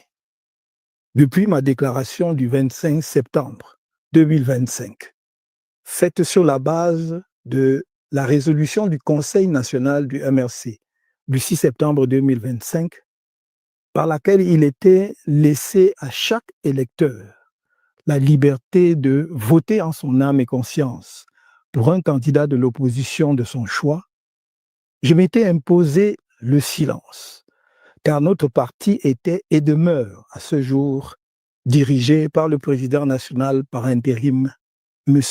Mamadou Yacouba Mota. J'ai repris la parole le 17 octobre face à la gravité des premières violences post-électorales pour exhorter à la retenue, à l'esprit de discernement, au respect de la vie humaine et du verdict des urnes. La tragédie du moment présent m'impose de prendre à nouveau la parole. Simple militant que je suis de mon parti, après la concertation d'usage en raison des liens qui se sont tissés entre le président Anicet Ekane et nous, dans la perspective de l'élection présidentielle d'octobre 2025. Sa mort en détention heurte violemment les consciences. Je porte en mon âme son deuil, que ravive le souvenir de chacune de nos rencontres, pourtant si peu nombreuses. Je m'étais promis de rendre visite au président Ekane, au professeur Jean-Calvin Abaoyono et à M. Dieukam Tchamini après la convention extraordinaire du MRC prévue le 29 novembre 2025. Ce jour-là, j'ai convenu avec quelques-uns des avocats qui accompagnent ces détenus politiques de faire cette visite hier lundi 1er décembre 2025 à 9h. Le jour dit, alors que je m'approchais du secrétariat d'État à la Défense, où ils sont détenus au camp Yayap à Yaoundé, j'ai appelé un des avocats pour avoir leur position. C'est avec le décès d'Anicet Ekane qu'on m'a accueilli. Le président Georges Anicet Ekane a été assassiné par la haine de Maurice Kamto, l'exécration du MRC, la détestation d'Issa Chiroma Bakari, le mépris de la démocratie et l'angoisse du changement. Au regard des circonstances qui entourent sa mort, celle-ci ne peut être regardée autrement que comme un authentique crime d'État. Cher Anicet, malgré les épreuves de la vie et la violence de la prison, que tu avais déjà expérimenté par le passé, toujours pour tes opinions politiques, je crois pouvoir dire, de la distance qui était la mienne, que tu n'as jamais renoncé à tes convictions nationalistes. Je parle de ton attachement profond à un Cameroun véritablement libre, souverain et soucieux du bien-être de tous ses enfants. Malgré des moments de confusion et de relâchement, ces convictions sont restées comme une veilleuse au fond de toi. Il faut plaindre les âmes errantes, vides de toute substance, qui se moquent de tout, rient de tout, et qui, dans leur dessein ténébreux, croient pouvoir banaliser ta mort héroïque. Ils espèrent pouvoir distraire le peuple camerounais, comme ils l'ont fait si souvent dans le passé, face à des morts jamais élucidées, et échapper ainsi à leurs responsabilités juridiques, politiques, morales et historiques pour l'assassinat froidement exécuté d'un compatriote malade, dirigeant politique connu, uniquement pour cause de divergences dans les choix politiques. Ta mort fertilisera la lutte de notre peuple pour son émancipation totale. Ton holocauste suit ceux des héros nationaux qui t'ont précédé sur le long chemin de cette lutte. Tu inaugures une nouvelle page du martyrologue camerounais, celle de l'assassinat en détention de leaders et militants politiques camerounais, pas des Camerounais. Sur les uns et les autres plane désormais le même spectre de la mort, par la main noire du règne des ténèbres. À qui sera le tour suivant? Pour ma part, comme toi, je suis né ici, je vis ici et je mourrai ici. Si le pire devait arriver, nous l'attendrions ici, dans la dignité. Et les humiliations répétées n'y changeront rien. Cher Anicet, ta mort inaugure une nouvelle phase de la lutte, celle où les Camerounais sont revenus de toutes leurs illusions, mais où leur ardeur sera décuplée afin que tu ne sois pas mort en vain et qu'ils aient un jour l'occasion de célébrer ta grandeur d'âme, le panache avec lequel tu as quitté la scène au terme d'un parcours remarquable en cette année 2025. Car de la grandeur, tu nous en as montré. Au moment où nous t'avons approché pour obtenir l'investiture du MANIDEM à l'élection présidentielle d'octobre dernier, alors que tous avant toi avaient exigé de l'argent, on en est resté ensemble sur les idées. Et tu fus manifestement sensible à l'appel de l'histoire. Lorsque je me fis auprès de toi l'écho de cet appel, j'ai pu noter à quel point il a résonné en toi. Mais je ne pouvais me douter que tu entrerais aussi vite au panthéon des martyrs de la lutte du peuple camerounais. On se préparait à te poser des lauriers bien mérités le moment venu. Maintenant que la vie t'a été arrachée sans pitié à la lutte, ceux qui exécutent la danse macabre dans notre pays croient en leur victoire éternelle. Mais notre lutte commune, celle de tout le peuple camerounais, se poursuivra, plus puissante que jamais, sur des générations encore s'il le faut, mais elle aboutira.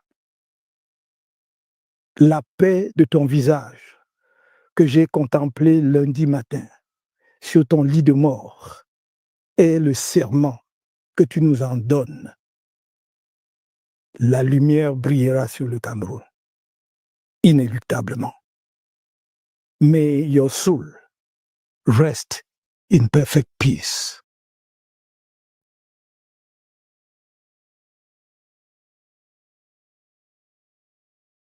Our sincere condolences to Mr. Anicet Ekane's family, biological family, and especially his political family.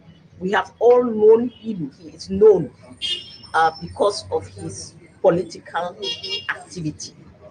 And it is a real catastrophe.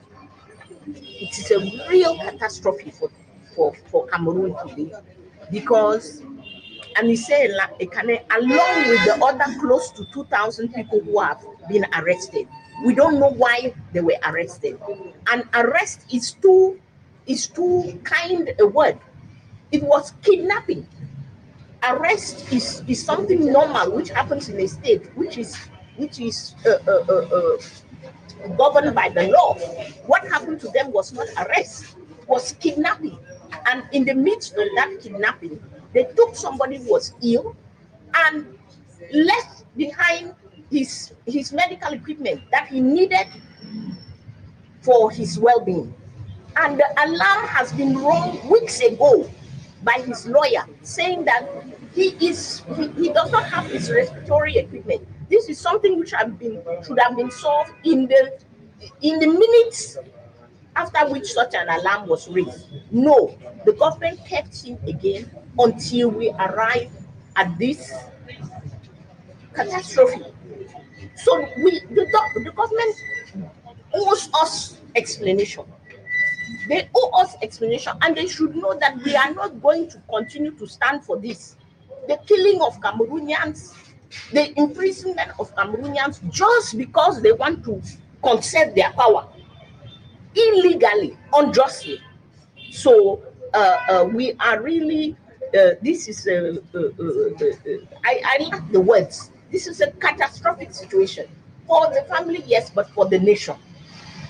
You ever mentioned that you visited the Minister of Labor Administration. What was the resolutions? Yes, we visited the Minister of Territorial Administration and the government spokesperson. We visited 2 ministers in Yaoundé. We formed a delegation as women leaders to go and see them, to say, release these people. Release these people. All of these people whom you have arrested, the arrest is illegal and it is unjust. Release them.